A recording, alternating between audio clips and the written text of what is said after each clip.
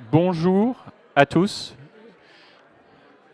Alors, je ne sais pas si vous m'entendez correctement.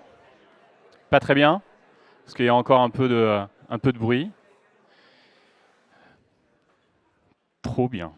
Parfait. Bonjour à toutes et à tous. Bienvenue. C'est absolument canon. Enfin, il y a beaucoup de monde, donc c'est chouette. Donc, on va passer 1 heure et demie, 2 heures ensemble sur la partition du CRM en C majeur. Alors, petite question, est-ce que vous savez ce que c'est que le C majeur? C'est un Do majeur, bravo. Donc c'est un customer major, évidemment, et c'est un Do majeur. Et en fait, le Do majeur, est-ce que vous savez ce que la particularité du Do majeur? C'est une tonalité musicale qui n'a aucune altération. C'est-à-dire qu'il n'y a pas de dièse, il n'y a pas de bémol. Donc c'est des célèbres musiques comme la marche nuptiale, le boléro de Ravel, la sonate Weinstein de Beethoven. Et donc on va essayer de vous partager un peu, nous, une vision qu'on a du CRM, sans altération, parfaitement orchestré, et tout ça grâce à l'IA. Donc on a la chance de vous accueillir ici, on a la chance d'accueillir des speakers extrêmement inspirants, et juste avant de les présenter, on a une petite anecdote sur le lieu. Donc je pense que vous êtes fait peut-être chacune une remarque sur le côté assez extraordinaire de cet endroit. C'est un endroit qui a 300 ans, qui appartenait au duc de Montmorency Luxembourg, ça ne s'invente pas, dès 1723-24, qui a dû avoir peut-être une quinzaine ou une vingtaine de propriétaires depuis, sur les 300 dernières années. Et en regardant un peu les archives, c'est le truc qu'on a découvert hier soir, c'est que c'était le siège de Publicis dans les années 80. Et donc Sylvain représente le groupe Publicis en sa qualité de DG d'Epsilon. Et donc, et donc on a découvert ça, donc la boucle est bouclée, on aime bien les petites anecdotes chez Notify. Donc on va lancer cette matinée. Donc on va avoir plusieurs intervenantes et intervenants. Donc je vais vous les donner, alors peut-être pas dans l'ordre de la slide, mais dans l'ordre de la partition. Donc Sylvain va entamer, nous mettre en énergie. Donc je vous laisse vous présenter chacun à chaque fois. Ouais. Ensuite, je prendrai le relais pour quelques minutes. Graziella, on fait la présentation maintenant ou plutôt durant les interventions? On l'avait pas répété celui-là, je crois. Non, je ne me souviens plus. On fera au début? Très bien. Graziella, puis Laurent. Et enfin, on va conclure avec quelques partages côté Notify avec Samuel et David. La thématique, 4 grosses parties. Une partie pour comment traduire en français, un peu à la fois se mettre en énergie et bouger les lignes, qui va vraiment, je pense, vous partager des insights et une vision en fait conso-marque assez prégnante. On va ensuite partager en fait ce que c'est que l'orchestration, les opportunités qui sont offertes par l'orchestration, avant de donner la main à Graziella de Courir et Laurent de BPCE sur des use cases très précis, sur des CRM en fait qui sont pilotés avec et par l'IA. Et enfin, on va conclure sur des aspects plus solutions, plus démos, avec des choses qui sont assez innovantes. Et du coup, si vous êtes OK, je lance la partition avec le premier mouvement. Sylvain. Moi, je suis très content d'être parmi vous ce matin. On sait que la période est pas simple parce qu'on est sur un T4, donc pour les retailers, le Black Friday, les budgets en ce moment, on est tous dans les budgets. Même de notre côté agence, on est dans les budgets, que ce soit les clients ou nos budgets. Donc c'est bien de prendre un peu le temps de partager, de se réunir et d'avoir des témoignages. Je ne sais pas s'il sera très inspirant, donc je m'en excuse d'avance. Donc en tout cas, c'est de vous donner un peu un point de vue humble de ce qu'on peut voir sur le marché. J'ai la chance en effet de travailler avec quelques annonceurs qui ont une projection internationale. Donc je vois un peu ce qui se passe aux US et déjà on peut tout de suite se dire qu'on a le droit d'être confiant parce qu'on est quand même meilleur qu'eux et ça c'est relativement chouette. Et ça il faut qu'on se le dise, je le dirai encore à la fin. Néanmoins, l'objectif c'est de vous dire que de pouvoir partager, donc ça fait à peu près moi 25 ans que je suis un peu dans le business du CRM. Et on a vu, et que ce soit Grazilia ou Laurent se connaît depuis longue date, on a vu un peu les évolutions du marché. Et c'est vrai que ces 2-3 dernières années, on a retrouvé une dynamique importante sur ces sujets. Alors comment les proxys qui nous montrent cette dynamique, c'est il y a quand même des investissements de replatforming, de changement d'outils. Deux, il y a quand même, on est assis aujourd'hui à la table, donc à la table des patrons de la com, à la table des comex, où le client devient, ils remettent le client au cœur, et du coup, finalement, le last mile du client, c'est quand même le CRM au sens large, donc du coup, c'est quand même intéressant de s'y mettre. Et de trois, finalement, quand on prend un peu de recul, tous les canaux sont un peu adressables, hein, donc c'est vrai que les fameux own, où on dit aujourd'hui le CRM, on le serialisait seulement sur la partie email, SMS, mais aujourd'hui on parle de conversationnel, on parle de WhatsApp, on parle de social CRM. Demain on parlera de téléconnecté, et donc ça c'est la donnée, et finalement le CRM devient étendu. Donc du coup, ça nous permet aussi de capter beaucoup plus de budget, d'aller chercher des budgets qui étaient issus du média, d'aller également avoir un vrai poids dans la mesure, dans les modèles d'attribution-contribution. Donc finalement, au final, on remet le CRM au cœur un peu des réflexions, et finalement aussi de la vision marketing et contact stratégie. Donc ça, on peut en être tous fiers, et on est très contents. Et là, on voit quand même aussi qu'on repart sur une dynamique, une grosse dynamique avec notamment l'IA Gen, tant d'un point de vue qui va nourrir la top line sur, en tout cas, Grazilia et Laurent, on seront les grands ambassadeurs à travers des use cases assez fantastiques qu'ils ont mis en place. Et de l'autre côté aussi, sur la bottom line et notamment la productivité, c'est comment l'IA Gen peut permettre en tout cas d'accélérer dans les processus opérationnels, tant d'un point de vue contenu que d'un point de vue ciblage, d'un point de vue mesure. Mais malgré tout, on est quand même sacrément secoué depuis quand même 2-3 ans. Je ne vais pas vous sortir le Monde, Libé ou le Figaro, comme ça je suis complètement agnostique d'un point de vue politique, mais il se passe 2-3 trucs dans le monde macro et micro dans notre écosystème aujourd'hui. Et néanmoins, donc, il y a quand même un peu deux façons de réagir en ces moments-là. Soit on subit, soit on agit.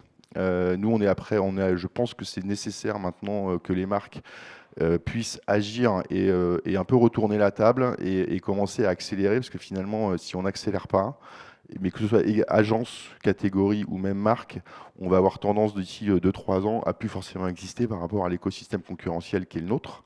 Parce qu'aujourd'hui, on a des concurrents, les marques ont des concurrents primaires, mais demain, les grosses plateformes sont aussi des concurrents, des partenaires et des concurrents, et tout ce qui se passe notamment avec ChatGPT. Je ne sais pas si vous avez vu l'annonce que ChatGPT aujourd'hui a sorti des API pour avoir accès aux inventaires de Expedia, Booking, et du coup on voit quand même que des nouveaux, alors j'en parle pas forcément là, parce qu'on ne peut pas parler de tout, mais ça veut dire aussi qu'il y a du coup un nouveau canal non négligeable qui se met en place, notamment dans le haut de tunnel.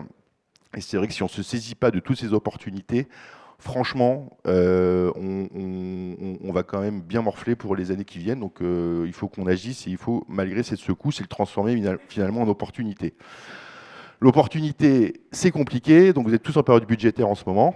Donc on nous demande, donc les COMEX, vos patrons, nos patrons, nous demandent deux trucs, de dire globalement, il faut faire plus avec moins. Bon, c'est quand même un peu ça la baseline. Et vous inquiétez pas, l'IA est là, tout va être résolu. Et pourquoi vous n'avez pas des roadmaps IA? Bon, même faire plus avec moins, faire de l'IA, ça demande de la gouvernance, ça demande des données, ça demande des expertises, ça demande des équipes. On n'est quand même pas tous formés, on n'a pas forcément tous ces use cases. Okay, on va dire oui, puis après on verra dans l'absolu comment on mettra en œuvre. Donc on se dit, les clients, en fait, on a construit aujourd'hui, le marketing a construit un écosystème très complet, très protéiforme, très divers, sur lequel le client a accès à beaucoup plus d'informations, il est beaucoup plus expert, il attend beaucoup plus de relations et de conversations et d'interactions entre une marque et lui, dans un environnement temps réel, dans un environnement très concurrentiel. Et malgré tout, aujourd'hui, on est très pro sur les canaux pris un à un, globalement. On a du mal quand même à synchroniser, d'avoir un parcours totalement seamless, et le client, en tout cas, le plébiscite en disant j'attends aujourd'hui une vision en marketing totalement dans un univers omnicanal, qui est compliqué, l'omnicanal. On y reviendra, parce que c'est quand même pas simple quand même comme sujet. Et seulement 8% disent qu'ils ont à peu près la dette d'une marque. Et de l'autre côté, on nous demande de faire plus d'un point de vue direction marketing. Néanmoins, aujourd'hui, je n'ai pas forcément la donnée à disposition, je n'ai pas forcément des applications qui agissent sur mes process métiers d'un point de vue IA, je n'ai pas forcément des indicateurs de mesure, donc du coup, j'ai du mal quand même à délivrer la promesse. Donc ça, c'est un peu la picture globale qu'on vit historiquement depuis maintenant 2-3 ans, de faire plus avec moins, en y intégrant, en tout cas en se disant que l'IA Gen, enfin, tous ces nouveaux outils, ces nouvelles opportunités doivent nous permettre d'agir très rapidement. Et finalement, un des sujets maintenant, c'est plutôt la vitesse d'exécution et la vitesse d'implémentation, plus que la réflexion des use cases, parce que vous êtes tous très matures dans vos métiers. Les use cases, vous les avez, c'est comment je les implémente, comment j'analyse la mesure et comment je les déploie à l'échelle dans mes processus et dans mon run. avec d'un côté client. Alors oui, on parle beaucoup d'IA et d'IA-Gen. D'un point de vue marketing, ce qui modifie énormément là la partie haut tunnel et bas tunnel, c'est la partie sociale, qui aujourd'hui quand même fait partie intégrante des différents canaux, notamment la partie influence, micro-influenceurs et gros-influenceurs, que ce soit sur la génération, la Gen Z, demain la Gen X, mais néanmoins, ça fait partie quand même aujourd'hui d'un canal non négligeable dans la mise en relation haut et bas de tunnel. Et donc là, on verra aujourd'hui aussi donc dans les use cases que comment on peut intégrer tout ce qui est social, comment le social, et notamment que ce soit le craft, le content, également les ciblages, également les messages qu'on veut délivrer, comment prendre les codes du social pour les impliquer dans le CRM. Et ça, c'est un sujet, oui, il faut s'intéresser à l'IA, ça c'est sûr. Néanmoins, le social CRM, pour rentrer dans une univers de conversationnel, comment vous devez l'intégrer dans vos canaux. Nous, on est assez convaincus que demain, ce sera aussi un canal très très important, au même titre que ce qu'est l'email aujourd'hui, le SMS, le rich SMS ou WhatsApp. Deux, on a construit des écosystèmes sur de mise en relation entre une marque et un client. Et donc, on subit aujourd'hui finalement tous les canaux qu'on a mis à disposition de nos clients. C'est qu'aujourd'hui, c'est des études, mais c'est au-delà des chiffres et au-delà de la source de l'étude, c'est plutôt de se dire, finalement, il y a une prolifération des canaux, une dispersion des canaux, de mise en relation et de transformation. Donc, comment chacune des interactions, et on en a beaucoup parlé avec Laurent et Grazilla, c'est qu'on passe finalement d'un marketing un peu relationnel à un marketing conversationnel, voire un marketing d'interaction. C'est comment chacune des interactions que j'ai entre une marque et un client crée de la valeur, des valeurs de SAT, des valeurs de prescription et également des valeurs de vente. Parce qu'aujourd'hui, on donne accès à nos clients à peu près entre 10 et 15 touchpoints, que ce soit sur le own, ou que ce soit sur le paid, ou également sur le own. Et donc ça crée quand même une complexité, et on verra par la suite que l'IA, en tout cas, est un enabler, un accélérateur pour répondre à cette complexité. Ensuite, par essence, finalement, et si on tire le trait, j'ai beaucoup de clients, j'ai beaucoup d'offres, j'ai beaucoup de canaux, j'ai un écosystème concurrentiel qui est important, et des canaux d'exposition, de mise en relation, du coup, le degré d'attention, il baisse. Donc ça aussi, c'est par construction. Et ça, c'est toute génération confondue. On a complètement délinéarisé la télé. Tous les canaux sont maintenant aujourd'hui sur un niveau de craft et un niveau de message assez intéressant. Mais néanmoins, le verre à moitié vide, c'est que oui, finalement, d'avoir beaucoup de canaux, bah, du coup, le degré d'attention d'un client, donc d'une exposition d'une marque vis-à-vis d'un client, il a tendance à baisser. Alors, c'est des chiffres qu'on a sortis, donc 12 secondes, est-ce que c'était beaucoup, pas beaucoup, je sais pas. 8, est-ce que c'est beaucoup, pas beaucoup, je sais pas, mais je pense que c'est pas beaucoup. Mais néanmoins, il faut regarder la tendance. Donc la tendance est baissière, et c'est-à-dire que cette tendance aussi va avoir toujours à s'accélérer pour avoir finalement le last mile et le fait d'avoir l'objectif que j'associe au canal. Il devra de plus en plus, en tout cas, je devrais créer de l'impact et d'avoir des vraies interactions qui créent du sens. D'un point de vue marketeur, donc là j'ai mis d'un point de vue client, qu'est-ce qu'on lui a donné, d'un point de vue marketeur, donc ça vous devez le vivre tous, toutes et toutes. On parle d'hyper perso, on parle d'IA, on parle d'IA-Gen, mais le bout du bout, si on n'a pas le contenu aujourd'hui pour délivrer l'hyper perso, ça ne marchera pas. Parce que qui dit hyper perso, ça veut dire beaucoup de segments que je vais construire. Mais derrière, il faut que j'ai une usine à contenu qui soit aujourd'hui complètement en ligne avec le nombre de segments, le nombre de parcours, le nombre de journées que je vais devoir créer. Donc ça, c'est quelque chose qui est primordial pour délivrer finalement l'orchestration à l'échelle, c'est d'avoir du content, des usines à contenu qui soient aujourd'hui à l'échelle, complètement industrialisées, pour pouvoir délivrer les bons assets en fonction des canaux que je vais activer. Parce que bien sûr, j'ai du display, j'ai de la bannière, mais dans mes emails, je dois être très personnalisé. Demain, j'ai du social CRM, j'ai du rich, j'ai du SMS RCS, j'ai du WhatsApp, donc je dois avoir vraiment ce contenu qui doit être complètement industrialisé à l'échelle pour délivrer la promesse de l'hyper perso. Encore une fois, l'IA est une réponse pour pouvoir délivrer du contenu à l'échelle. Là, c'est cool en tout cas, ça c'est chouette pour la partie CRM. Le média qui captait à peu près 95% de nos budgets. Donc, moi, je viens dans Publicis, il y a du média, donc c'est à la fois mes copains, mais c'est mes meilleurs ennemis. Quand même, on commence à se rendre compte que le pitch du client de dire j'ai une population qui reste stable, en France c'est 75-80 millions, aux US c'est beaucoup plus.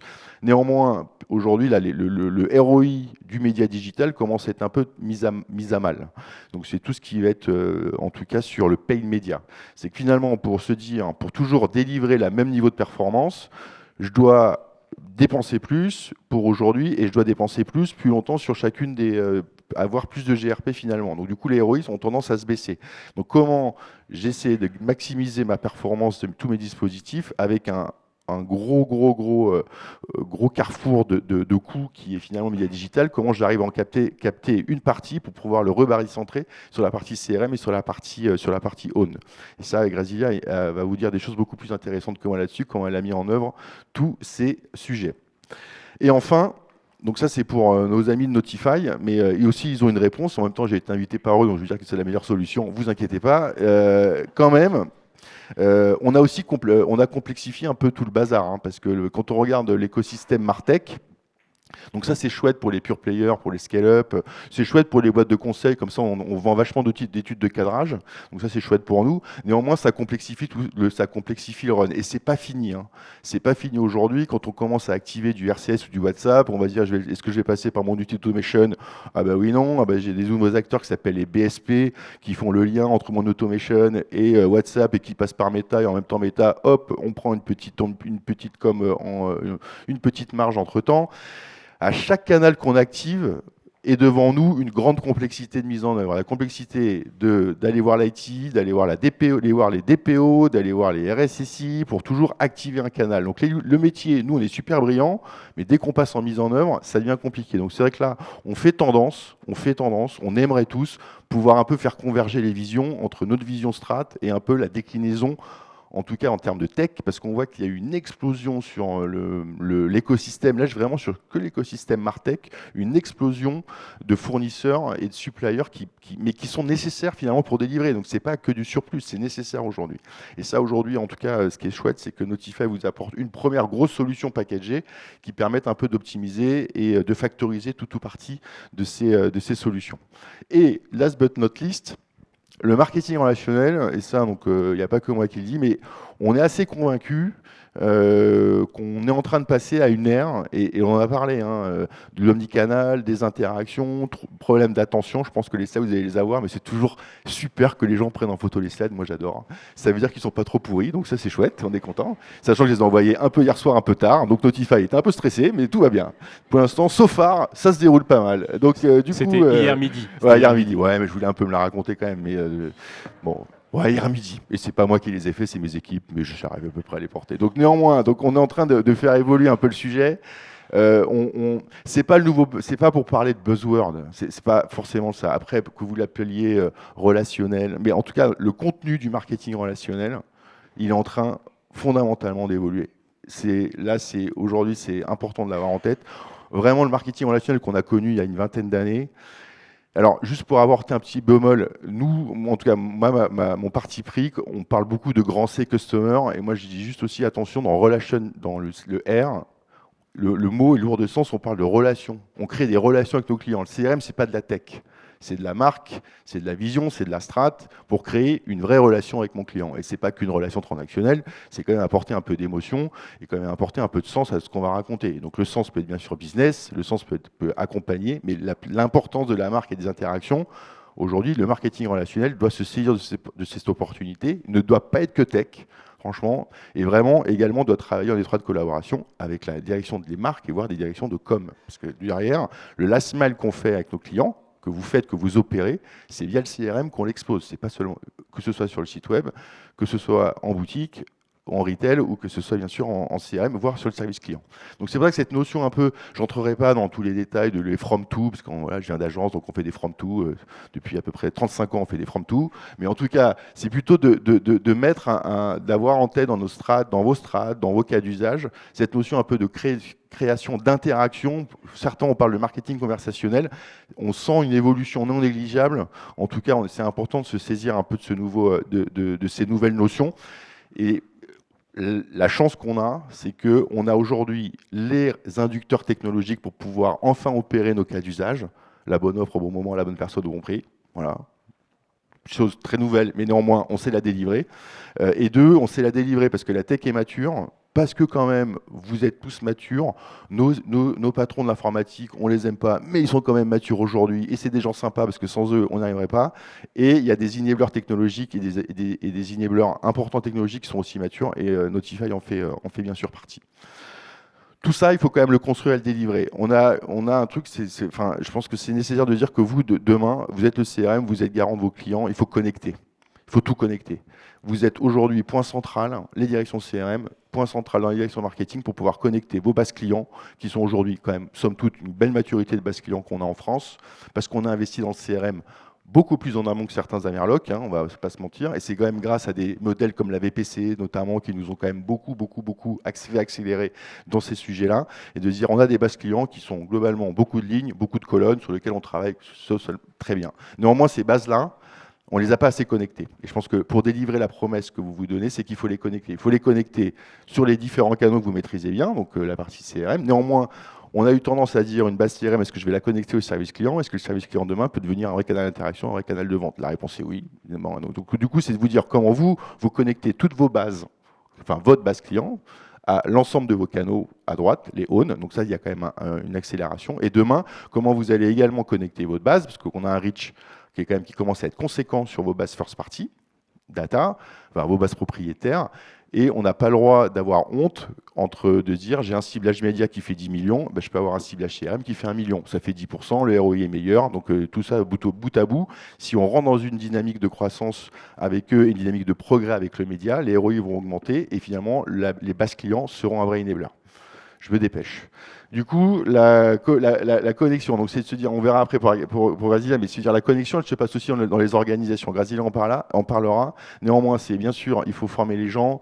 De deux, il y a un vrai sujet organisationnel sur lequel il faut parce qu'on est très siloté aujourd'hui. Le CMO est siloté, le média est siloté, le CRM est siloté. Donc c'est comment on fait converger les organisations, ne serait-ce par rapport à des gouvernances.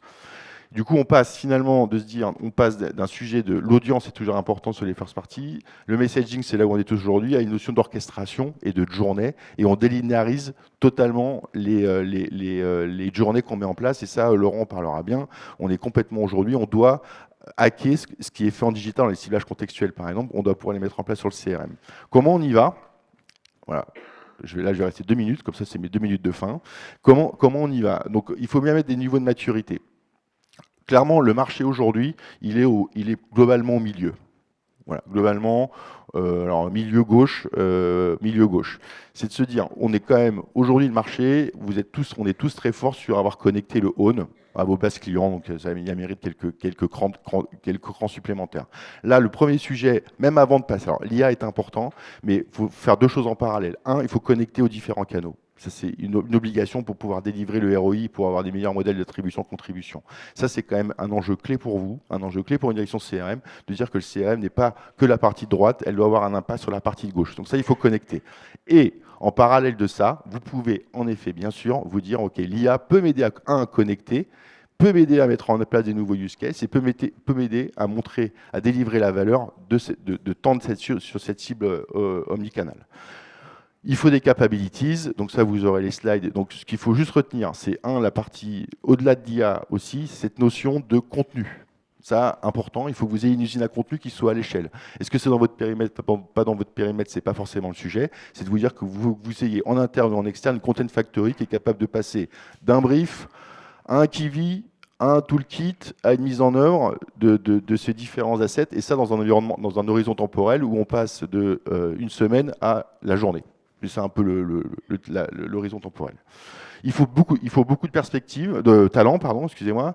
Donc les talents, ça vous maîtrisez, mais en tout cas le point nécessaire c'est la partie création. Il ne faut pas non plus négliger que dans le CRM, c'est quand même de la partie création. Ça, c'est quelque chose sur lequel on avait tendance un peu à se paupériser au fur et à mesure.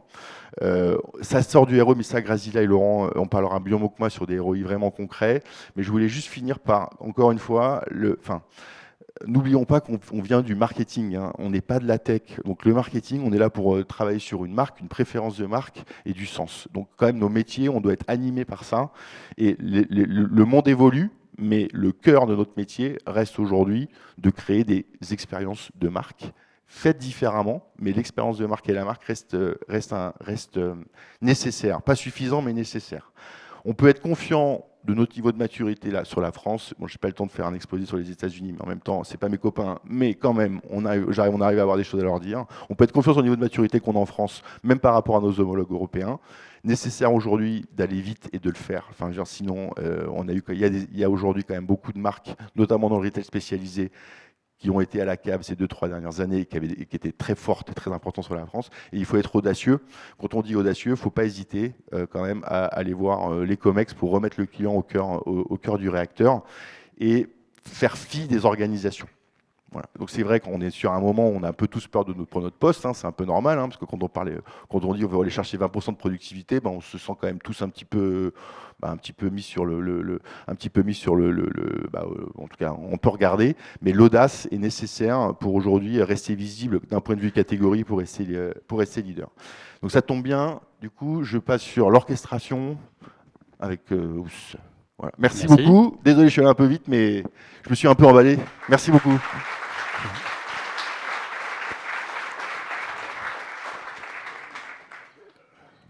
Merci Sylvain. L'orchestration, donc pour rebondir sur ce que tu disais, qui est quand même extrêmement lourd de sens, la question c'est comment est-ce qu'on met en fait le client au centre de la partition. Et on va commencer, comme on est encore le matin tôt, par un petit calcul mathématique. On parle beaucoup d'hyperperso, on parle beaucoup d'orchestration. En fait, le sujet sur le défi en fait, qu'on a à relever, c'est une question purement mathématique. Imaginons une marque qui a 1 million d'opt-in dans sa base qu'elle souhaite contacter, potentiellement une dizaine d'offres sur lesquelles elle veut communiquer. Ça peut être une offre produit, une offre de service, une opération co. 5 canaux potentiels, puisqu'on est tous dans une démarche omnicanal at scale. Et dans une même journée, vous avez 1440 minutes. Ça fait 72 milliards de scénarios possibles à traiter. Donc en fait, on est dans un sujet calculatoire. Aujourd'hui, l'orchestration, ce n'est pas quelque chose qu'on a inventé. Hein. Il y a de l'orchestration qui est déjà faite au sein des marques. On a une orchestration humaine. C'est de la coordination, c'est des comités, c'est des comités PAC, des comités commerce, qui répondent en fait déjà à une partie de cet enjeu de perso. Ça répond à 1% de la formule dont je vous parlais tout à l'heure. On a mis en place depuis on va dire 7 à 10 ans, beaucoup de scénarios, de workflow. Donc en fait, on va les appeler des automations, hein, c'est assez simple à percevoir.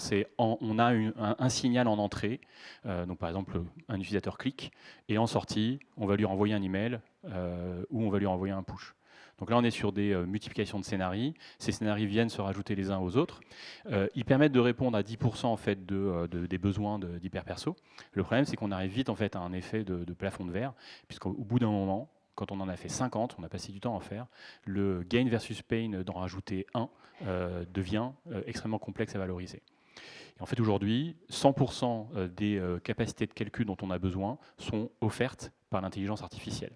Et donc, il faut sortir en fait de cette logique de marketing de diffusion, donc très en mode push, pour rentrer dans une ère en fait de décision. Donc, l'orchestration, c'est quoi? C'est synchroniser en temps réel l'entièreté en fait, des canaux, des audiences, des outils, pour être capable en fait, de délivrer le bon message au bon moment, sur le bon canal, et tout ça à l'individu. Et on va venir combiner plusieurs choses. Un, les règles immuables de marque, donc c'est vos règles de marque qui ne vont pas bouger, avec des automations, puisqu'on a encore une fois besoin de ça, et du prédictif et de la capacité à faire des arbitrages à l'échelle. Donc, qu'est-ce qu'on orchestre concrètement? On va venir orchestrer des outils. Donc, on a en fait dans la stack technologique, la complexité dont parlait Sylvain, elle est réelle. Hein, c'est-à-dire que c'est pas juste beaucoup de solutions mais qui sont sur le marché, mais c'est aussi beaucoup de solutions sur lesquelles on s'est tous équipés aujourd'hui. Donc, on a des CDP, des CEP, des CRM, des data warehouse, etc. Donc, nous, on va venir orchestrer tout ça en étant entre guillemets un peu en dehors de l'équation purement outil. On va venir orchestrer toute la partie contenu, quel message, quelle offre, quelle opportunité à l'individu. Et pourquoi on le fait? On va le faire pour deux choses. Un, en fait, le commerce, en fait, placer le client au centre, être capable en fait, d'être en maîtrise de l'entièreté de son funnel. Et deux, également au service des équipes. L'idée, c'est d'introduire de l'agilité, parce que justement, en fait, cette phase calculatoire qui est un peu une sorte de charge mentale pour les équipes qui doivent de plus en plus personnaliser, en fait, c'est un sujet sur lequel on va pouvoir les accompagner et leur libérer du temps pour qu'ils puissent se consacrer à autre chose. Donc, grosso modo, aujourd'hui, l'entièreté de nos solutions sont assises et connectées à un cœur d'orchestration. Donc c'est Yann Core, c'est notre cœur d'orchestration qui va venir faire du machine learning, du deep learning, faire du prédictif at scale.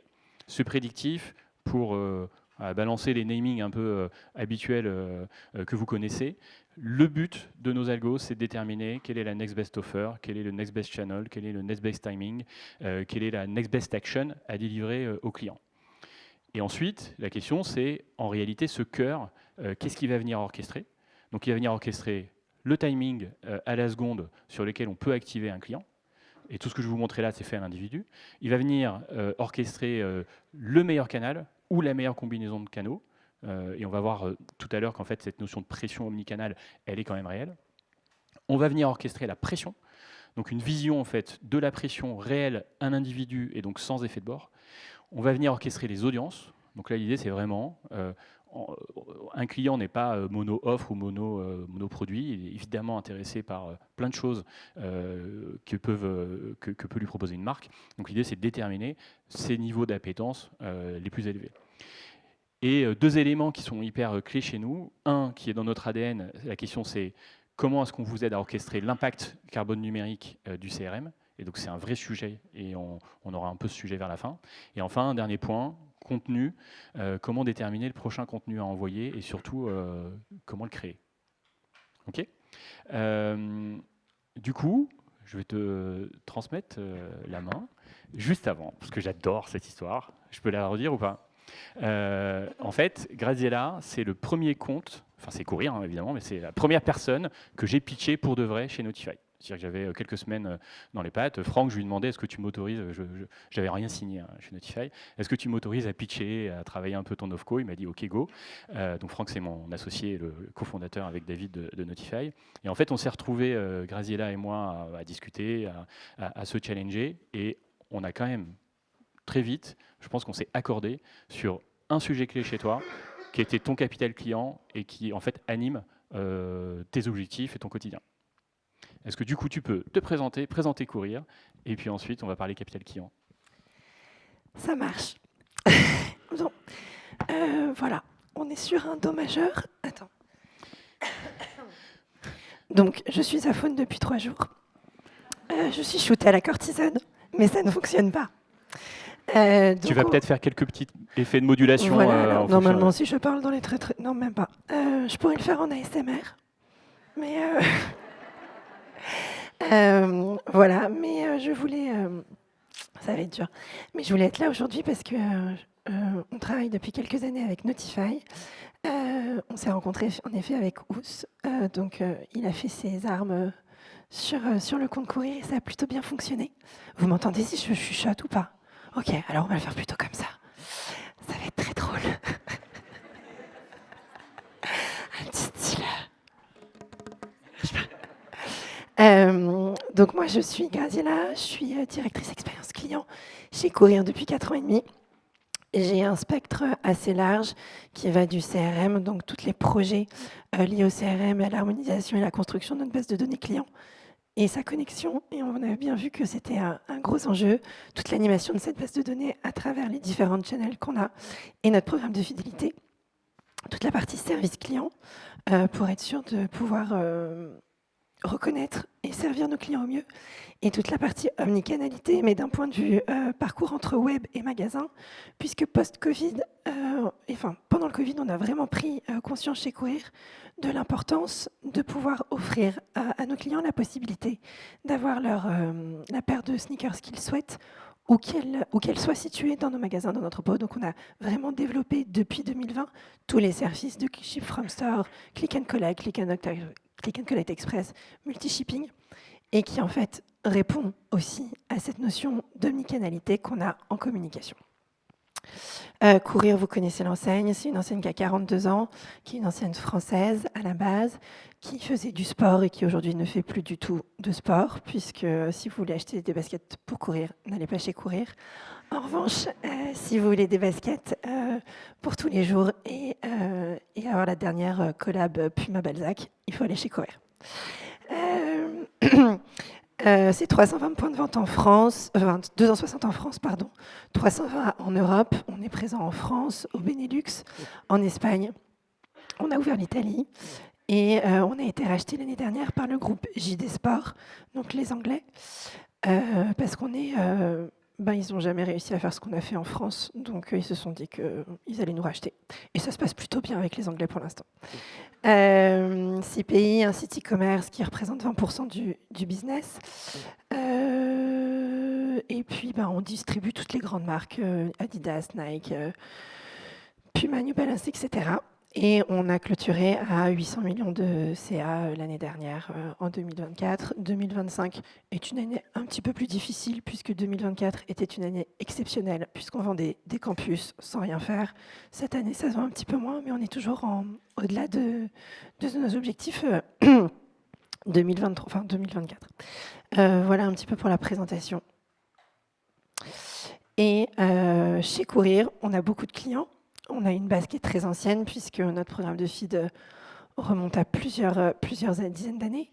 On est une enseigne qui a 40 ans, et aujourd'hui, on a une base client qui fait un peu plus de 10 millions de clients, que ce soit des clients créés en magasin ou sur le site internet.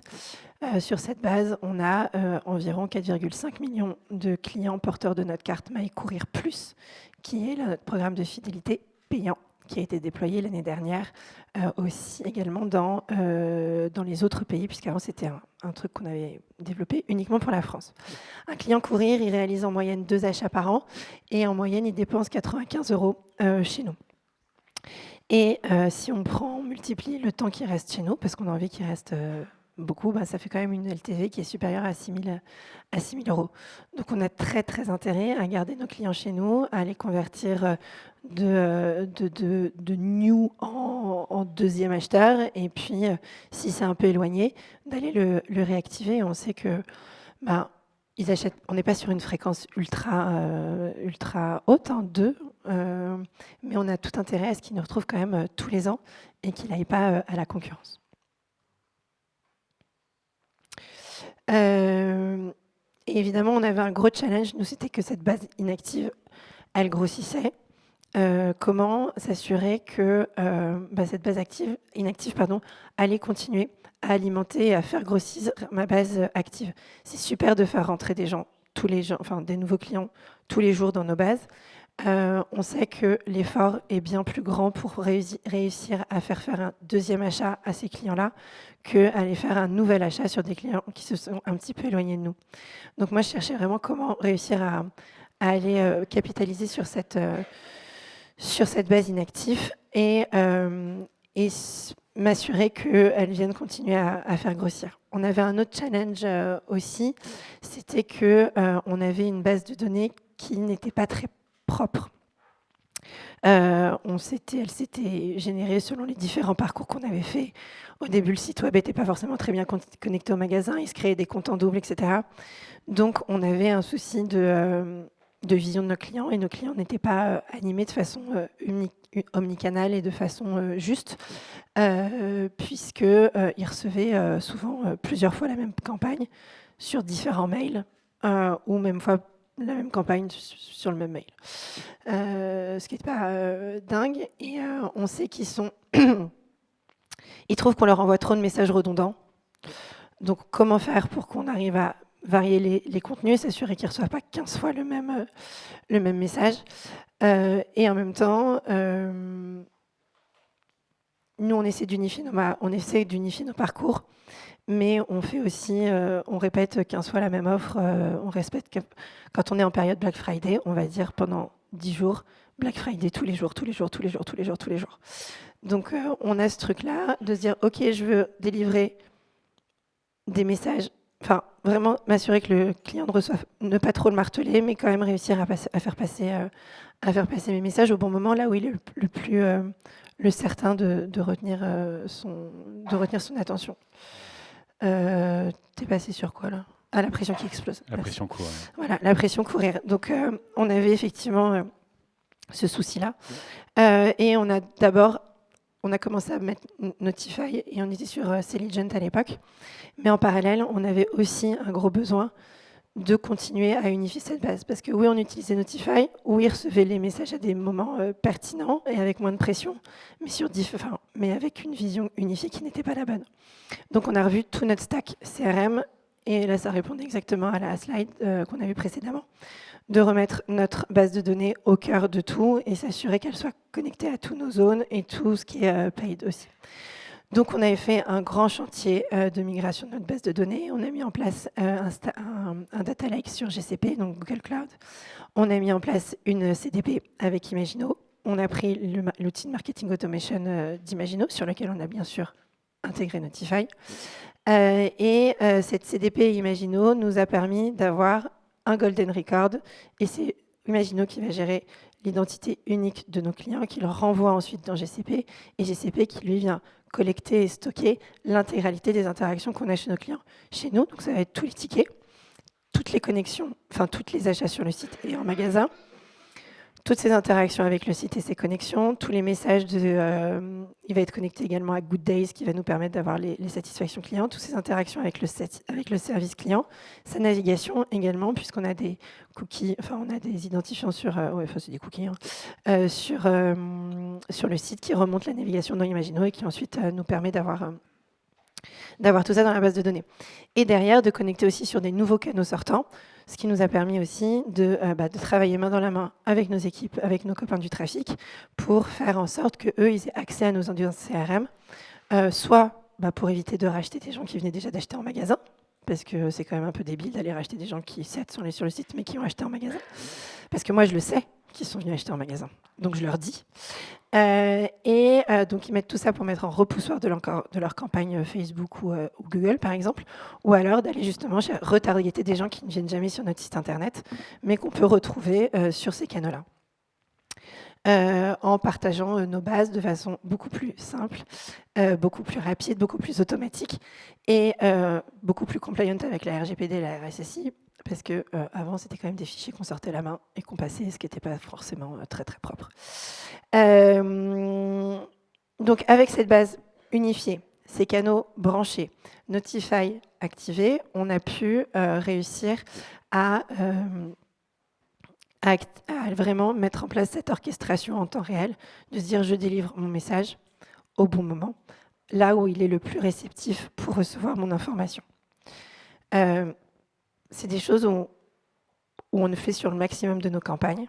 On ne le fait pas encore sur nos triggers, et ça c'est l'étape suivante, parce que je pense qu'aussi, là pour l'instant, moi j'ai décidé qu'à une semaine après avoir son bon moins 40%, c'était le meilleur moment pour lui parler. Peut-être, enfin ça c'est moi toute seule qui l'ai décidé. Je me suis peut-être basée sur 2-3 datas vieilles, mais en fait on n'a pas tous le même rythme, on n'a pas tous les mêmes envies, et via l'étude de la data, via l'IA, on va pouvoir retrouver les bons moments beaucoup plus facilement. Et puis, on a ce truc aujourd'hui aussi qui est de dire, c'est 8 heures, on est le vendredi du Black Friday, il faut que ma campagne parte à 8 heures. Les magasins, ils sont en stress total si le SMS il n'est pas parti à 8h05, et il faut que ce soit parti à 8 heures. Sauf qu'en fait, si on est vraiment logique, on va tous arriver à 8 heures dans la boîte mail des clients, et donc le client il va recevoir 35 emails, Black Friday, Black Friday, Black Friday. Comment on émerge parmi ça? Alors, il va falloir un moment qu'on soit un petit peu courageux et qu'on se dise, c'est pas grave si ça n'arrive pas à 8 heures. Parce que peut-être que pour Rousse, le meilleur moment, c'est pas 8 heures, mais c'est 11h45. Non, parce qu'il est en train d'aller déposer sa fille à l'école. C'est peut-être midi, parce qu'il a fini sa matinée et qu'il va checker ses mails et que c'est là où, en fait, il a un petit break. Peut-être que l'autre, c'est 9h30 quand il est dans le métro. Voilà, donc je pense qu'il va falloir qu'on réussisse un petit peu à se déstresser là-dessus. Et aussi et ça c'est notre job, d'évangéliser les réseaux. Parce que moi, vous pouvez être certain qu'à 10h05, j'ai la moitié des DR, des directeurs régionaux, qui m'appellent en me disant « Graciela, le SMS, il n'est pas parti. » Si, il est parti en fait, mais t'inquiète, ça va arriver. C'est parce que toi déjà, t'es pas opt-in, donc je peux pas t'écrire. C'est comme ça tous les ans. Arnaud ? Chaque année, je t'opt-in et chaque année, tu te désopt-in, donc tu ne le reçois pas. Mais je t'étouffe pas quand même. mais voilà, donc il va vraiment falloir qu'on arrive à ça et puis se dire, la pression, aujourd'hui, effectivement, mon Black Friday va écraser tout et c'est lui qui va partir en premier. Est-ce que c'est vraiment le Black Friday que j'ai besoin de pousser à un client si en fait lui il a son moins 40% qui est dispo et si c'est celui-là qui lui va mieux? Il va falloir qu'on arrête parce que et tu avais cette image qui était très juste quand on préparait l'entretien. Et elle m'a vraiment marquée. C'est sur la télé, où on était en flux linéaire avant la télé. Tu avais les programmateurs qui disaient à telle heure c'est machin, alors après c'est les feux de l'amour, après c'est machin et tout ça. Et c'est parce qu'à l'époque où je regardais la télé, c'était les feux de l'amour avec ma grand-mère. Et en fait, maintenant, la télé, on la consomme tous à un moment où ça nous arrange, en fait. Le The Voice Kids, moi, je le regarde pas le samedi avec mes enfants, je le regarde en replay le vendredi parce que c'est mieux pour moi le vendredi avec eux. Et je pense qu'il va falloir qu'on décide et qu'on lâche un petit peu la bride de, en fait, moi, mon plan CRM, il est comme ça, il va se dérouler comme ça parce que j'ai décidé que c'était mieux, etc. Évidemment, on a des impératifs, évidemment, il y a des périodes commerciales, évidemment, il y a des choses qu'on a dealées avec les marques quand vous êtes distributeur et que vous verrez du trade marketing, pardon. Mais il va falloir aussi qu'on se détend, qu'on teste, en fait. Testons-le. Testons voir si, quand on fait un peu moins, nous, on sait comment ça va marcher et laissons un peu plus la machine le tester. Je pense qu'on peut avoir des bonnes surprises. Peut-être qu'on aura des cas d'usage sur lesquels ça marchera moins et on reste les meilleurs. Mais testons-le. Et moi, c'est vraiment ce sur quoi j'ai envie de tester l'année prochaine. Et il va falloir que nos équipes réapprennent un petit peu à travailler autrement. Parce que aujourd'hui, elles font leur brief, et puis il y a une semaine pour faire le bon email, etc. Et là, aujourd'hui, on va devoir passer dans un mode de je crée du contenu, je crée du contenu, je crée du contenu. Et que mon contenu soit aussi un peu plus hybride. Je pense que mon contenu aujourd'hui, moi, quand je fais la newsletter Puma Courir Balzac, je mets ça et puis je me dis qu'il ne faut pas que je mette trop de promos dedans parce que sinon, c'est pas bon pour l'image de Puma et de Balzac.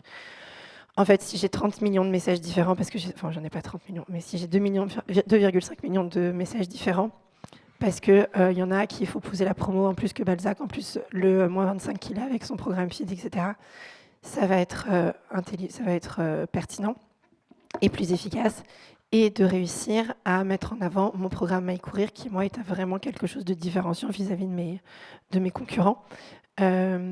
D'avoir réussi à créer cette plateforme MyCourir qui aujourd'hui me permet d'embaser un maximum de clients, parce qu'avant toute l'orchestration et tout ça, la base elle est là, hein. C'est quand même aussi réussir à avoir des clients en base.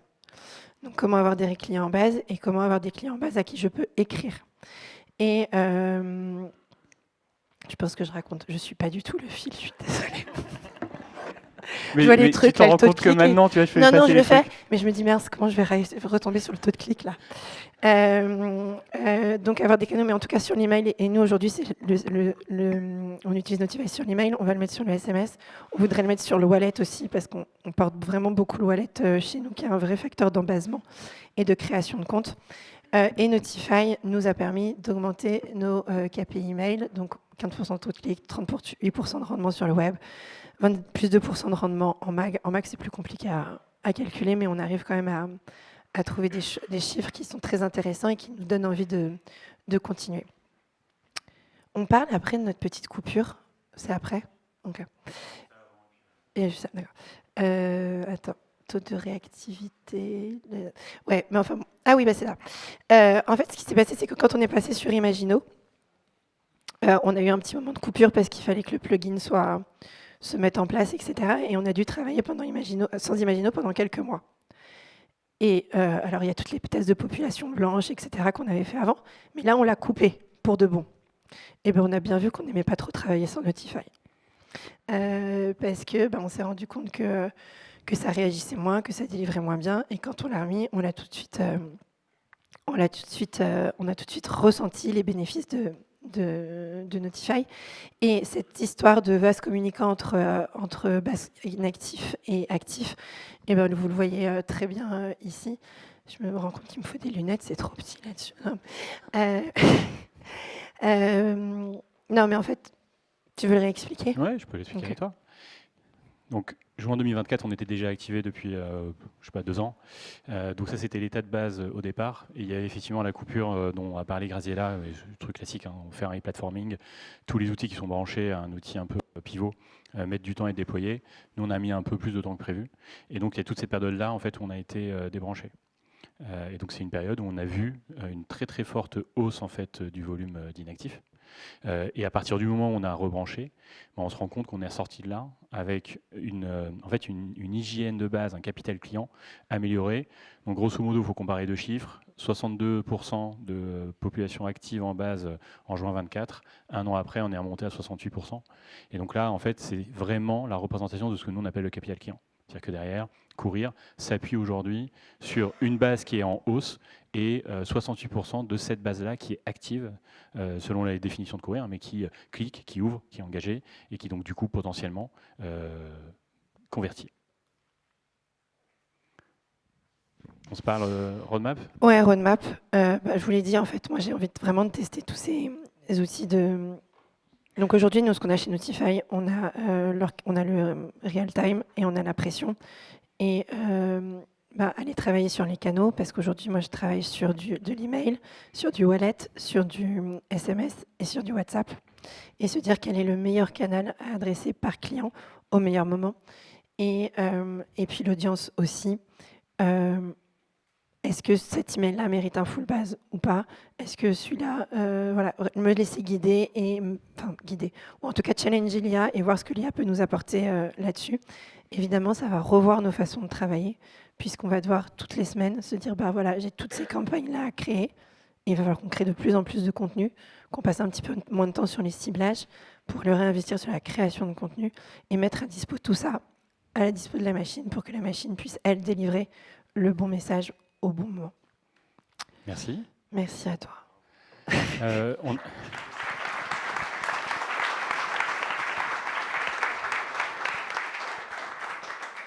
Donc, merci Graziella. Juste avant de conclure ta partie, on a une petite surprise. Je ne sais pas si tu veux qu'on l'annonce là ou pas. J'avais oublié.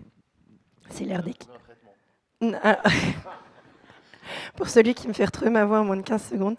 Mais c'est mieux maintenant qu'au début, non? Ouais, là, c'est beaucoup mieux. Ouais. On s'est dit que ça va bientôt être Noël. On va mettre en jeu des paires de baskets et des bons cadeaux, enfin des cartes cadeaux de chez Courir. Donc 3 d'entre vous pourront repartir avec une des fameuses paires des baskets rouges de Notify. Et on va mettre aussi en jeu 3 cartes cadeaux chez Courir, valables sur le site et en magasin. Et donc pour la marche à suivre, je te laisse faire parce que... Hyper simple. J'imagine que vous avez tous un badge. Si vous ne l'avez pas, vous le récupérez à la fin. Et vous mettez tous votre badge sur le côté droit pour nous dire que vous participez au jeu concours. On fera une main innocente piochera. Donc 3 paires de baskets et 3 bons cadeaux Courir. Donc voilà, on voulait vous proposer, parce qu'on aime bien faire ça, vous le savez.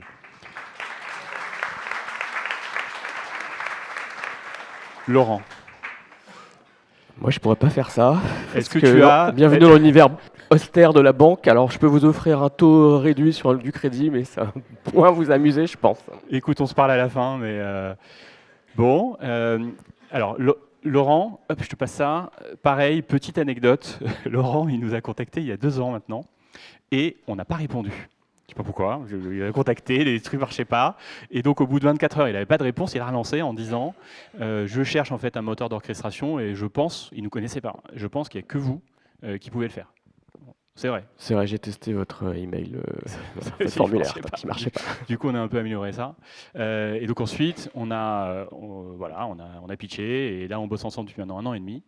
Et je te laisse te présenter BPCE Financement. Et puis, tout à fait. Alors moi c'est Laurent, je suis chez BPCE Financement. Alors BPCE Financement, je commence par ça, je ne sais pas si tout le monde connaît.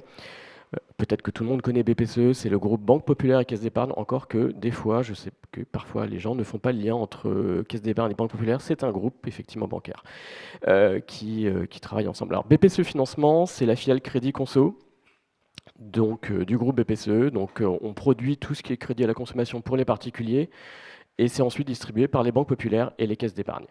On est assez fiers de ça parce qu'on est quand même le premier acteur du crédit à la consommation en France. On est quand même devant nos amis de Crédit Agricole qui sont quand même plus gros que nous, donc ça on est assez fiers. Et alors moi, plus spécifiquement, je suis le directeur du marketing et de la data chez BPCE Financement. Donc comme son nom l'indique, je m'occupe de marketing et de data. On a été hyper original sur les services. En fait, très clairement, nous, on va s'occuper de tout ce qui est marketing relationnel, la mise en œuvre des campagnes. Donc, il va y avoir des équipes data, des équipes CRM et des équipes de communication. notamment sur un produit qui, comme ça, peut paraître un petit peu austère, qui est le crédit renouvelable, mais en fait, c'est un produit de crédit à la consommation qui se prête assez bien, même très très bien, à l'animation marketing, puisque c'est un produit de consommation de tous les jours.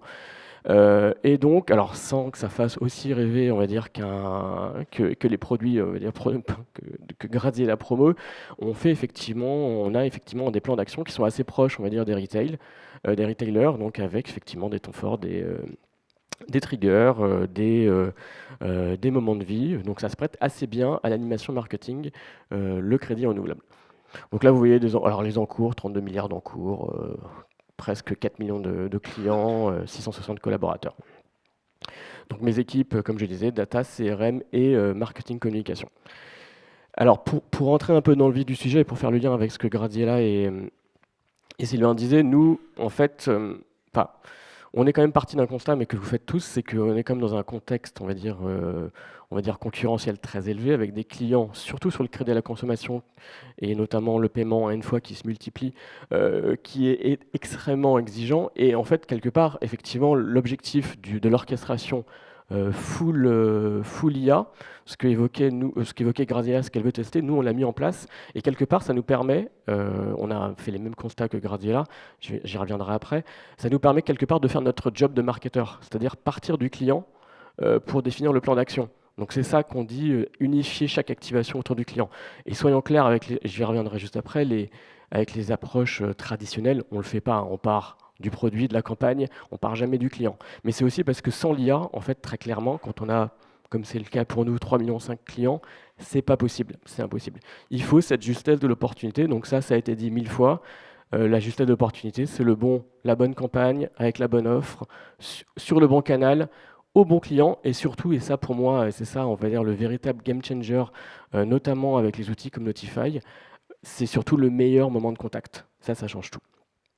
Et donc, effectivement, mais ça, Graziella l'a très bien dit, ça va nécessiter, on va dire, des adaptations. Donc, je reprends ce que Sylvain disait, on est vraiment dans un changement de paradigme avec l'orchestration par l'IA pour pouvoir garantir cette excellence de la relation client sur l'ensemble de nos canaux et de manière multicanale et interactive.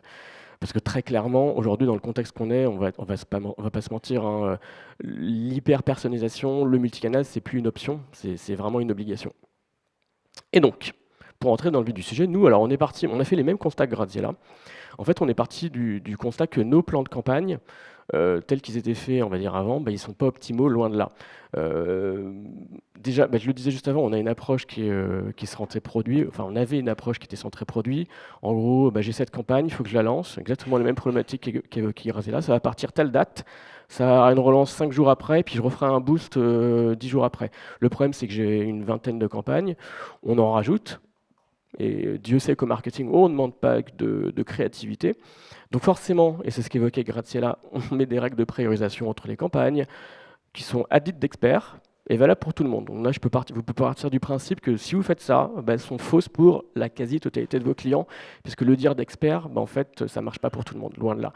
Et en fait, tout ça, en fait, moi, c'est ce que j'appelle la culture du compromis marketing. On est obligé de faire des compromis marketing. Et je vais vous donner un exemple qui va peut-être faire sauter au plafond certains d'entre vous. Le meilleur exemple pour moi de cette culture du compromis marketing, c'est l'A/B testing, qui est tellement mis en avant, notamment en communication. Mais en fait, alors, quitte à être très provocateur, moi, je trouve ça complètement nul et surtout complètement dépassé. Pourquoi ? Parce que quand on y réfléchit bien, l'A/B testing, c'est quoi ? C'est je teste A, je teste B. Si A fonctionne pour 60% de mes clients, c'est A pour tout le monde.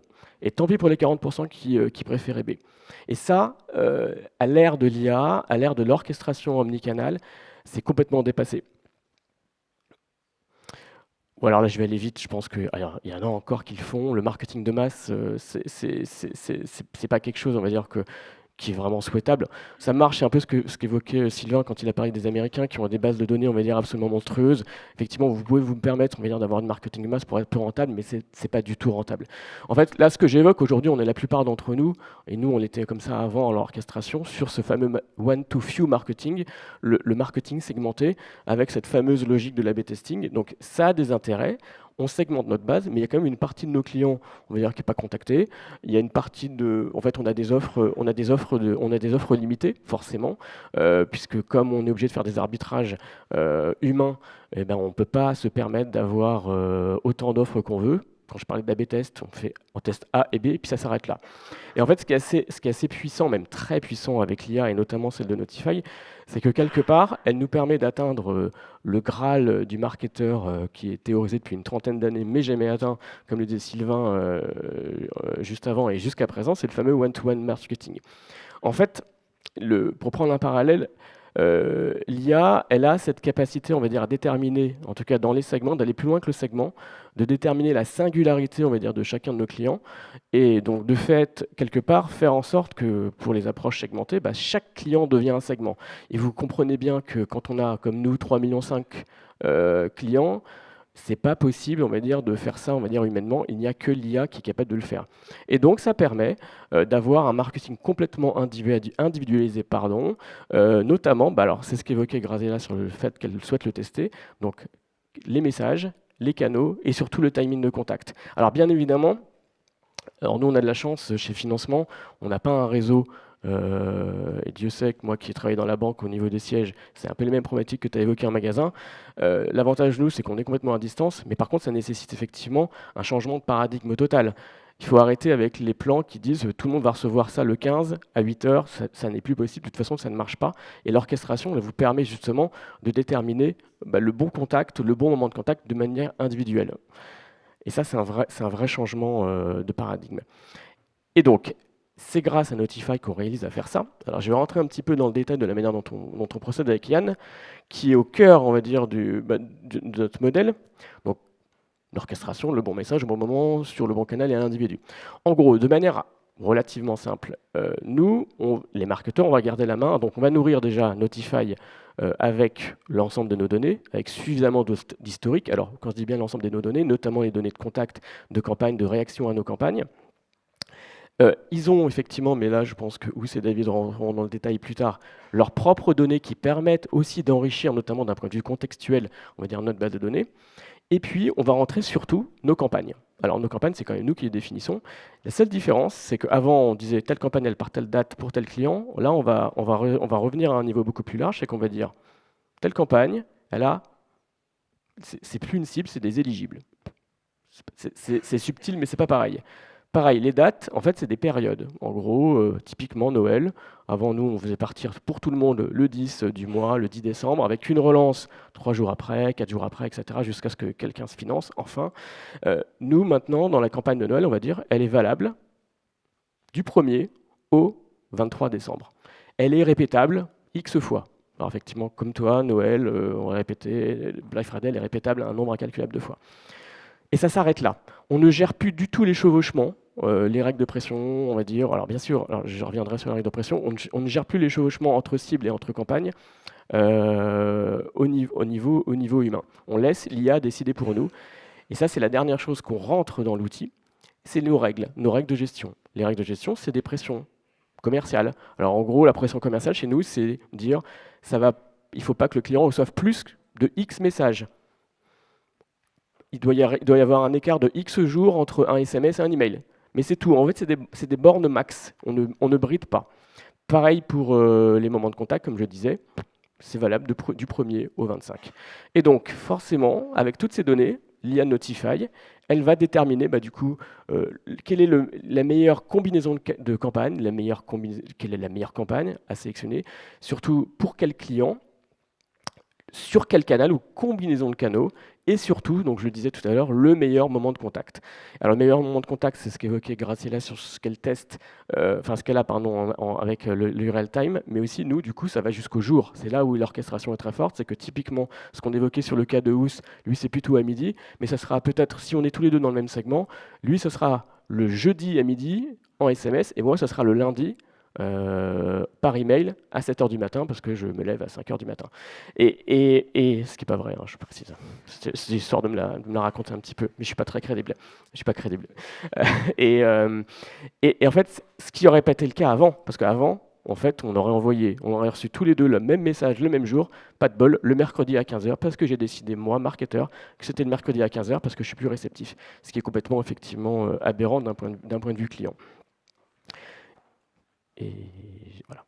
Et donc, effectivement, c'est ce que j'évoquais, c'est qu'on est bien dans une approche qui est complètement one-to-one marketing, complètement hyper personnalisée. Alors, je précise juste, pour moi, le niveau d'hyper-personnalisation, il y a deux niveaux. Il y a effectivement le contenu, on y reviendra plus tard sur notre roadmap. Pour être très clair, nous, on n'y est pas vraiment. On a encore des contenus qui, même s'ils sont quand même un petit peu plus étoffés et personnalisés, restent, on va dire, relativement, standards. On est aussi une banque, donc on ne peut pas se permettre des choses extraordinaires non plus, soyons clairs. En revanche, le premier niveau de la fusée, c'est effectivement l'orchestration du plan marketing. Et c'est ça qu'on a réussi à mettre en place avec Notify. Parce qu'effectivement, on ne va pas se mentir, hein, la puissance calculatoire de l'IA, elle nous dépassera systématiquement. Elle est capable de calculer des pressions, des plans de contact de manière complètement individualisée au niveau du client. On dépasse véritablement le cadre du segment. On est sur le client est un segment. Et donc, moi, ça, je l'évoquais en fait juste avant. Je fais comme Grazella, je ne suis pas du tout le déroulé de la presse, mais c'est comme ça, c'est la déstructuration, c'est disruptif. L'IA, elle calcule effectivement l'espérance de gain de chaque campagne, donc chaque jour. Donc peut-être petite précision, nous aussi, on avait un stack technique qui était relativement bien fourni au préalable. On avait effectivement bien fait le travail au préalable d'avoir nos données bien arrangées dans un lake, sous GCP également, mais aussi sur des bases propriétaires, on va dire, qui étaient chez nous. On avait effectivement une collecte d'informations qui était pour certaines données en temps réel, et en fait en activation, on est équipé d'Adobe Campaign, donc avec effectivement l'ensemble des canaux. Je ne suis peut-être pas rentré sur la détail, email, SMS, perso digital, et aussi les appels sortants. Et donc effectivement, Notify envoie des instructions tous les jours, même plusieurs fois par jour, donc toutes les 10 minutes, donc à Adobe, pour lui dire il faut cibler ce client sur telle campagne. On est vraiment sur du quasi temps réel, on est vraiment sur du 10 minutes, sauf, c'est un peu plus compliqué, sur les appels sortants, parce que là derrière vous avez quand même des acteurs humains, on va dire, à gérer, mais on a quand même réussi avec notre partenaire, Armatis, pour ne pas le citer, à faire, on va dire, des envois toutes les heures, ce qui est quand même très bien. On est quand même sur des appels sortants, sur du quasi temps réel. Alors, pour illustrer mes propos, en fait, c'est un peu, c'est pas très clair, puis je vais vous le détailler. Ça, c'était un plan de contact tel qu'on le faisait avant, donc un peu, à somme toute, assez classique. On avait, comme tout le monde, des temps forts, des triggers, des moments de vie. Ouais, non, mais c'est pas très lisible, mais c'est pas grave.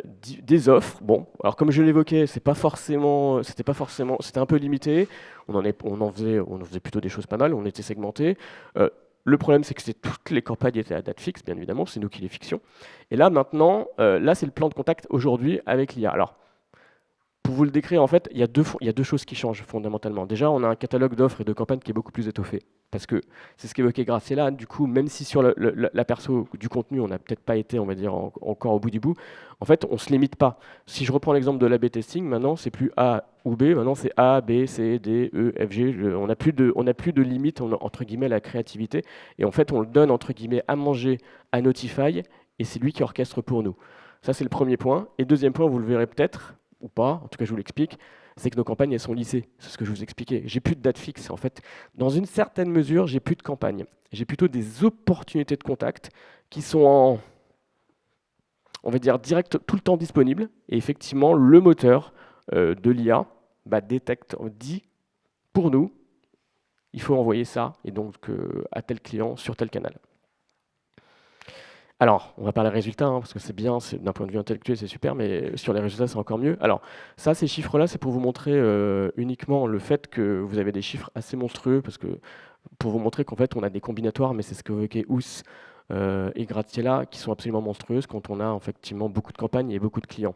Donc là, vous voyez, depuis janvier, on est à peu près on a plus de 100 campagnes qui tournent en simultané, 43 millions de messages qui ont été envoyés, presque 10 milliards de prédictions, on va dire, réalisées depuis janvier, et 685 millions d'arbitrage depuis janvier. Donc c'est à peu près identique. Il y a des mois qui sont un petit peu plus bas que d'autres. On a dû avoir des petits problèmes techniques, je pense, au début d'année, mais c'est des choses, on va dire, en fait, qu'on fait effectivement, et que, en fait, tout ça pour illustrer le fait que si vous faisiez ça d'un point de vue humain, c'est pas possible. En fait, vous avez besoin d'une intelligence artificielle pour le faire. Les résultats business. Alors, je vais d'abord commenter nous, on a un indicateur stratégique qui est la contribution annuelle du marketing au financement. En gros, c'est la part de chiffre d'affaires, de PNB, comme disent les banquiers, qu'on ne ferait pas si on ne faisait pas de marketing. Donc pour nous, marketeurs, c'est l'indicateur stratégique ultime. Avant l'IA, on était à 7%, ce qui était relativement correct, pour être transparent. Voilà. Nous, on avait pris le virage de l'IA, on va dire, sur l'orchestration un petit peu avant Notify. Effectivement, parce que j'ai pas raconté l'histoire, c'est que je vous avais cherché parce qu'on avait un autre éditeur mais qui a arrêté, puis on était moins satisfait, donc on cherchait, on va dire, à le remplacer. Mais déjà, je ne sais pas si vous voyez, on a pris 2,5 points, ce qui est absolument énorme. Pour vous donner un ordre d'idée, 1% de plus chez nous, c'est à peu près 1 million de chiffre d'affaires en plus, ce qui est absolument extraordinaire. Et avec la full orchestration Notify, on a encore cranté, parce qu'objectivement, moi j'étais persuadé qu'on ne pouvait pas dépasser les 9,5. Mais en fait, je me suis planté. On est passé à 11, et là, alors 11, c'était l'année dernière, là on est en train de flirter avec les 12. Donc en fait, on voit aussi, c'est ça aussi qui est très fort avec l'IA, c'est que, mais ça je vous apprends rien, c'est que le moteur, il apprend. Il apprend en permanence. Et donc forcément, il s'améliore. Donc après, nous, on apprend aussi beaucoup de lui. Ça nous permet d'augmenter des choses. Mais en tout cas, vous voyez qu'on est quand même sur des résultats qui sont absolument extraordinaires. Donc là, très rapide, on a plein d'indicateurs au vert, notamment sur l'engagement client, avec des taux d'ouverture email qui sont passés à 37%. On a pris quand même 4 points depuis qu'on a mis en place Notify. Déjà, j'ai tendance à dire sur du marketing de feed, 33%, c'était déjà pas mal. On a réussi on caracole maintenant presque aux 40%. Et cerise sur le gâteau, donc effectivement, 100% de parcours optimisé, parce que forcément, on a délégué à l'IA l'arbitrage de nos campagnes. Et donc forcément, là vous avez vu les résultats business juste avant, en fait elle transforme mieux du premier coup. Ce qui veut dire qu'on a moins besoin de relance. Et donc c'est une espèce de cercle vertueux extraordinaire parce qu'on gagne plus d'argent. Et puis surtout, comme j'ai moins de relance, je baisse mon budget. Parce que forcément des canaux SMS ou appels sortants qui sont souvent utilisés, on va dire en rebond, notamment de canaux gratuits comme l'email, j'en ai moins besoin. Et donc du coup, j'ai quand même constaté sur l'année dernière une baisse de 30% de budget. Et par rapport à ce que disait Sylvain, dans les périodes dans lesquelles on est, c'est plutôt appréciable ça en fait. Je vais juste commenter ce chiffre, parce qu'en fait, il y a 2 manières d'y parvenir. Il y a une manière, mais que tu n'as pas choisi de nous dire « je veux baisser de moins 30 ». Donc ça, c'est une contrainte qu'on rentre dans l'IA. Et l'IA d'elle-même a aussi vu qu'elle était capable d'aller toucher de manière chirurgicale avec de l'organique. Et donc en fait, petit à petit, on a commencé. C'était pas un moins 30 direct, c'est petit à petit. Et j'ai reçu un coup de fil de ta part, je crois, 9 mois après la collaboration sur ce sujet.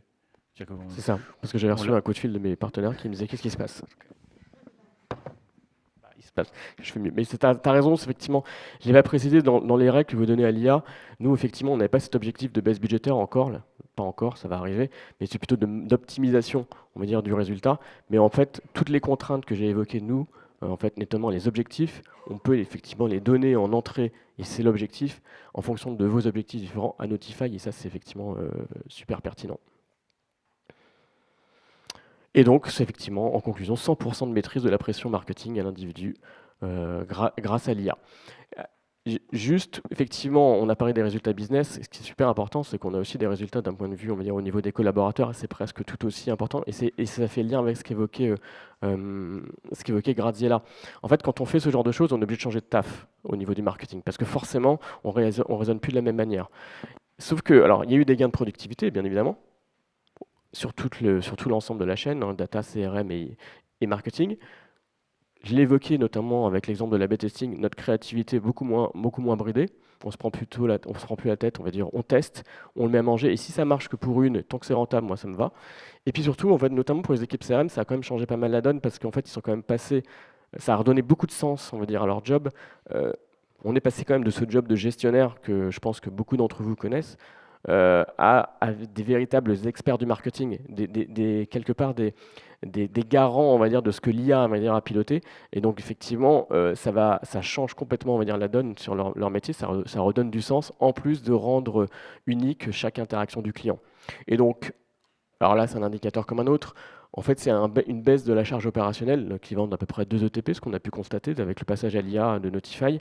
Nous, on n'a pas, je précise, on ne s'est pas séparé de collaborateurs, ça nous a permis de faire des choses qu'on n'avait pas le temps de faire. C'est un véritable gain de productivité par ben là, alors du coup, j'ai pas non plus respecté le timing, donc c'était le déroulé, mais je l'expliquais juste avant. Voilà. Donc là, j'ai toutes les règles. Et comme Graziella, on a une feuille de route avec Notify. Alors nous, on est un poil plus avancé, pour une fois que les banquiers sont en avance, c'est quand même assez rare. Donc nous, on est effectivement là. Et alors, mais comme toi, en fait, et comme Courir, on a les mêmes problématiques. Alors bien sûr, je suis très intéressé par notamment la puissance de l'IA-Gen sur l'analyse, on va dire, des cibles et pouvoir proposer des cibles. Et donc ça, c'est ce que pourra proposer Audience. Les impacts RSE, bien évidemment. Et puis alors, c'est ce que j'appelais tout à l'heure le dernier étage de la fusée, le contenu. On a vraiment besoin d'hyper personnaliser le contenu. Donc ça va être important pour nous, ça va être l'objectif sur 2026 pour avoir, du coup, on va dire, alors appuyé par l'IA, notamment générative, parce que je suis persuadé, avec notamment le développement des agents IA, de l'IA agentique, qu'on va pouvoir faire des choses assez formidables là-dessus, et donc pour pouvoir hyper personnaliser l'intégralité de notre CRM, c'est l'ambition sur 2026. Et voilà, j'ai tout dit, parce que là c'est la même chose, voilà, sur 2026. Merci.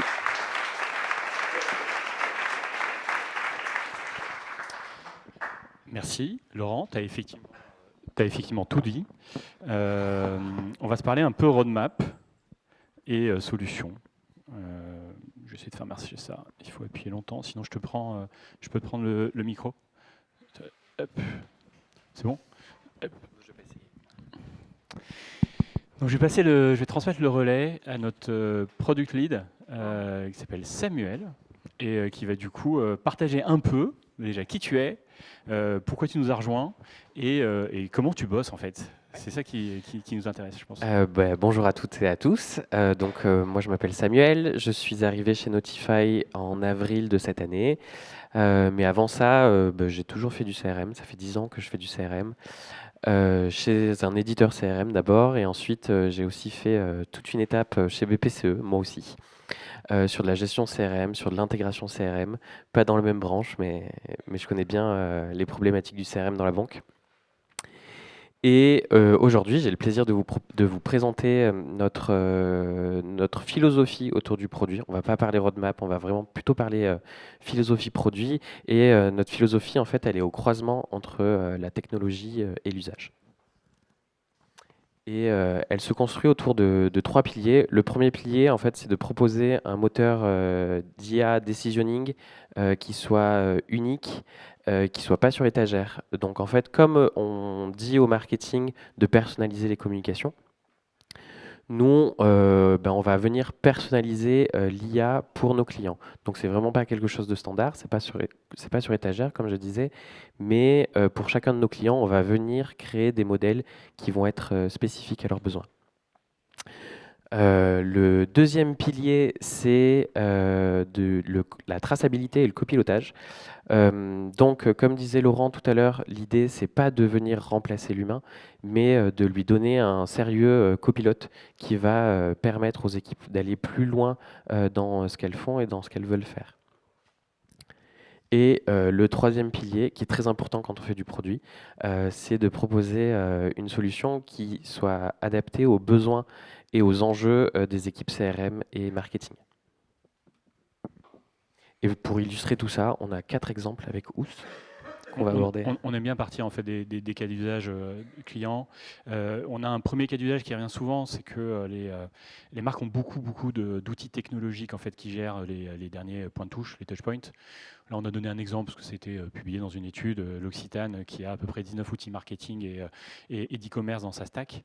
La question, c'est comment on gère en fait cette problématique-là.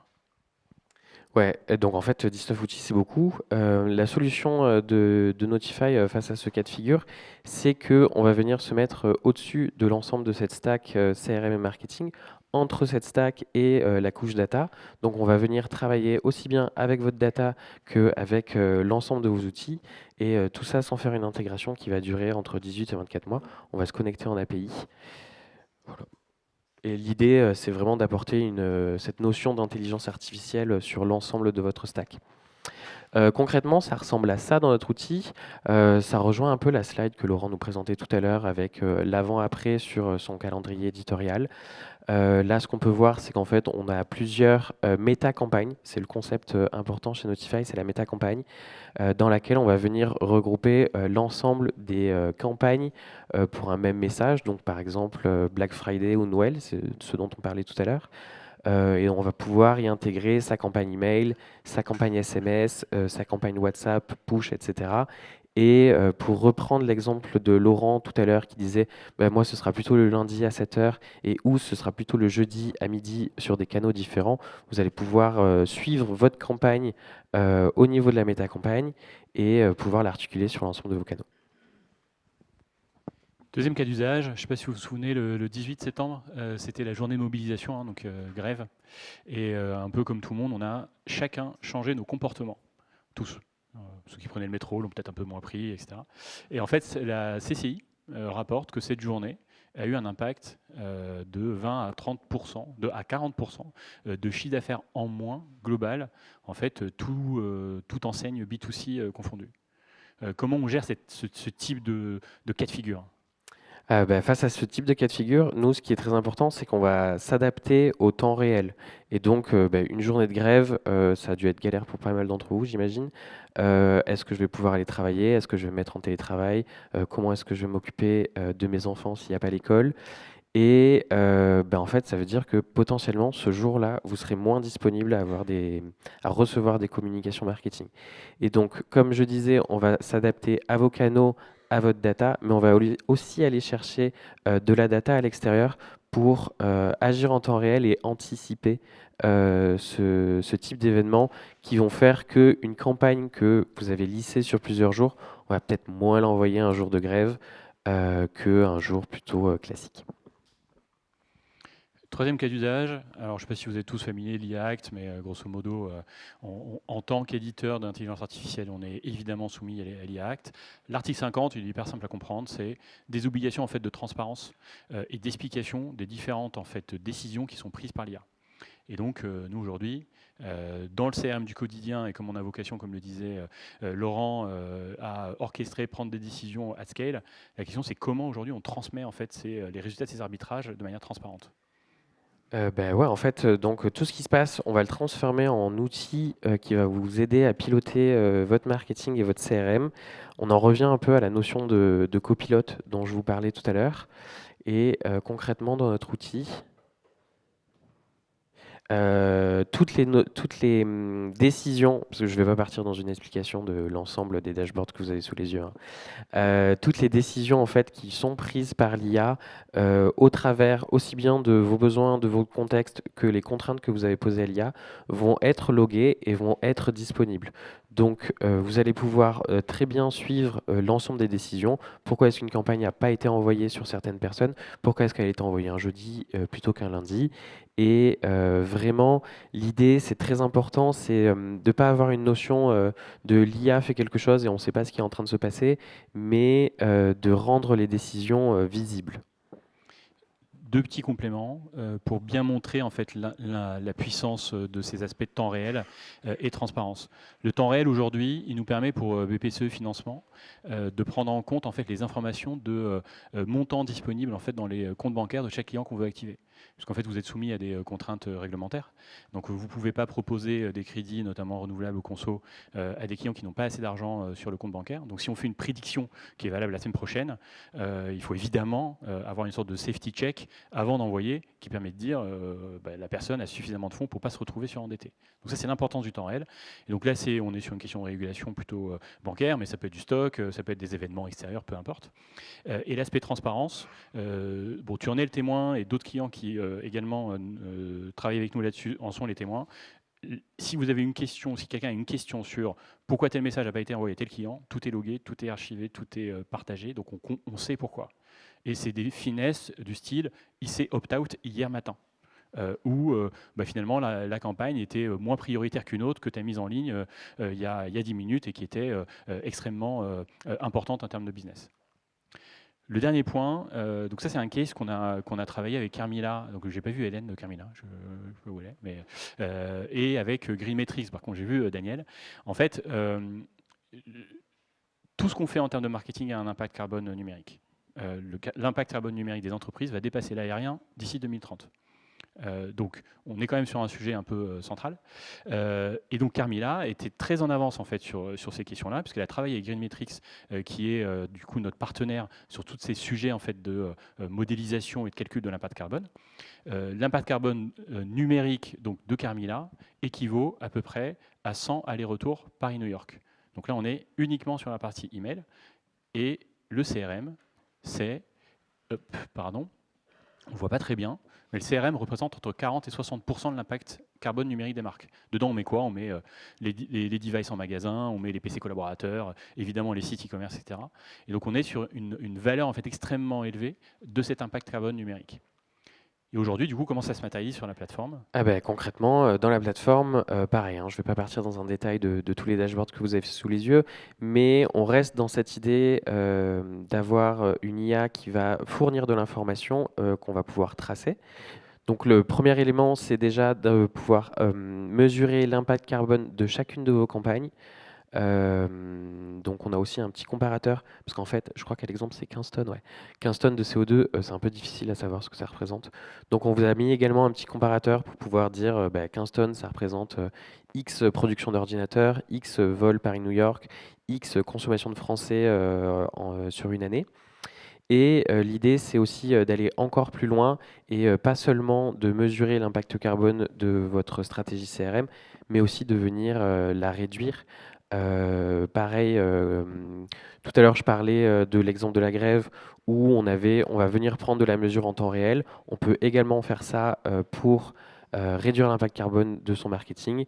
Par exemple, en hiver, quand on anticipe, parce que les températures vont baisser, quand on anticipe un pic de consommation d'électricité lié au chauffage, et bien à ce moment-là, l'IA peut s'adapter et envoyer moins de campagnes ce jour-là, privilégier d'autres jours, tout en gardant la notion de performance qu'on veut avoir. Pour compléter, pour faire aussi écho à ce que tu disais, Sylvain, sur le less is more, en fait, avec les clients qu'on accompagne sur la partie orchestration, on est capable de faire mieux avec, en fonction, alors évidemment ça change tout le temps, mais entre 75 et 80% de la pression marketing précédente. Donc en fait, grosso modo, on va venir baisser la pression. Et ça fait écho à ce point-là, c'est que derrière, en fait, on supprime tout ce qui est superflu, qui, entre guillemets, n'avait pas été de la surcouche. Donc ça, c'est un point important. Bah, merci, Samuel. Merci.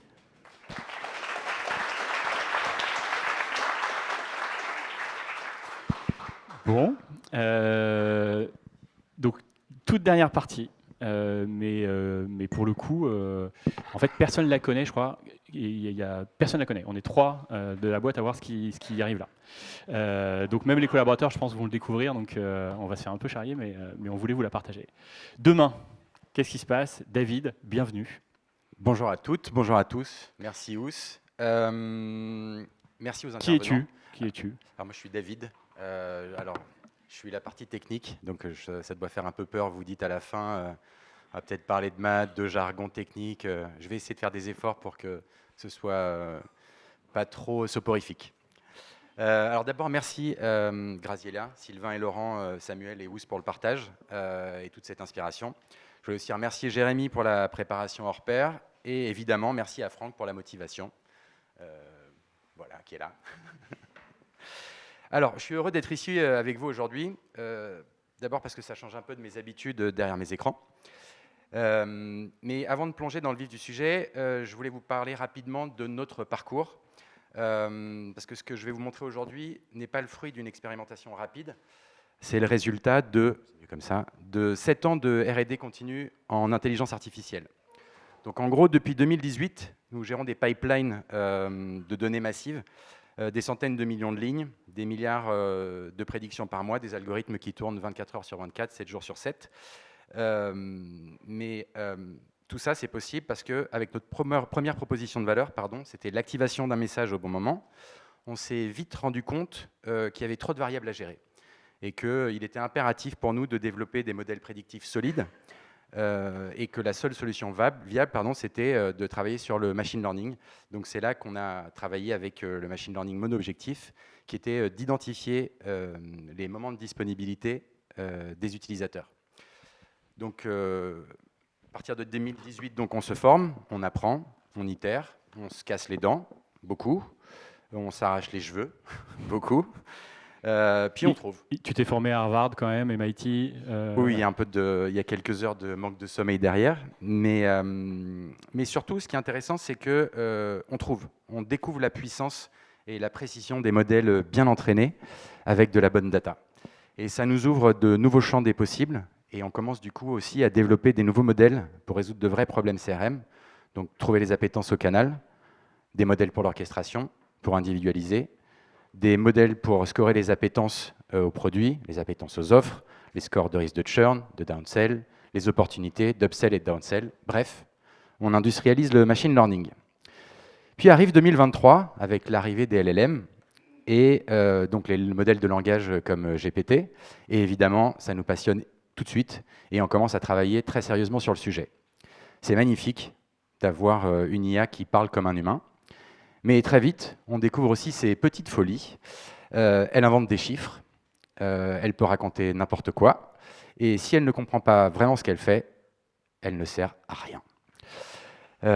Donc, on a énormément travaillé sur ce défi, qui est un défi majeur, qui est comment les encadrer et comment gérer les hallucinations, contrôler la toxicité et comment s'assurer que ces IA produisent des résultats fiables, explicables et actionnables dans un contexte métier.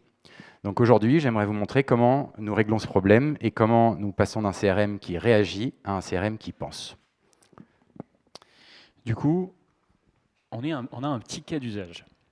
Mais du coup, alors, je ne sais pas si vous le savez, moi j'étais ancien dirigeant d'entreprise, mais dans le retail et dans les médias, donc c'est des vrais sujets que j'avais à gérer par le passé. Et donc on est parti du cas de Léa. Léa, qu'est-ce qu'elle a fait? Elle a visité et sans doute ajouté au panier un projet de voyage à l'île Maurice à l'été 2026, dans un hôtel 5 étoiles, avec un budget de 3 000 €. La question c'est, qu'est-ce qu'on a comme en fait, outil pour rentrer dans une personnalisation, donc soit un trigger, un parcours vis-à-vis de Léa. Donc avant, grosso modo, elle avait regardé Maurice. Donc en fait, on a ses préférences de voyage, on a fait le bon boulot côté data avant, on a potentiellement ses historiques de nav, et donc on va lui proposer Maurice, tous les jours de toutes les newsletters qu'on fait jusqu'au moment où elle convertit ou pas. Aujourd'hui, on a des moteurs de reco qui sont un peu améliorés, qui vont faire un peu de boulot. On est capable de donner toujours les mêmes niveaux de data, faire un peu d'A/B testing dont tu parlais très bien, Laurent. Et on aura A/B testé le fait que en fait, Maurice, ça ressemble plus ou moins à Madagascar, à La Réunion, aux Seychelles. Et donc on va tester des trucs, on va lui proposer Madagascar, on va lui proposer les Seychelles, et puis peut-être qu'avec un peu de chance, elle convertira un peu plus. Ça, c'est l'état de l'art aujourd'hui. Moi, perso, ça me frustre un peu. La question, c'est, j'ai posé la question à David en lui disant, écoute, moi, Léa, là, je ne suis pas convaincu qu'on y arrive. Qu'est-ce que toi, en utilisant l'IA, tu pourrais lui proposer? Donc, dans ce cas de figure, Léa ajoute toujours Maurice à son panier, mais cette fois-ci, le système lui propose Oman et l'Écosse.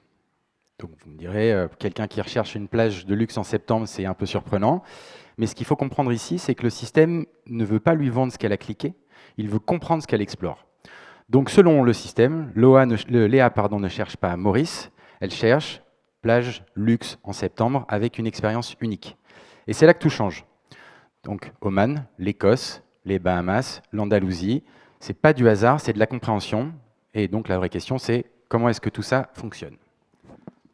Et qu'est-ce que tu plugues comme données? Parce que c'est un point... tu t'en parles après? Oui, j'en parle après. Eh ben, J'en parle après.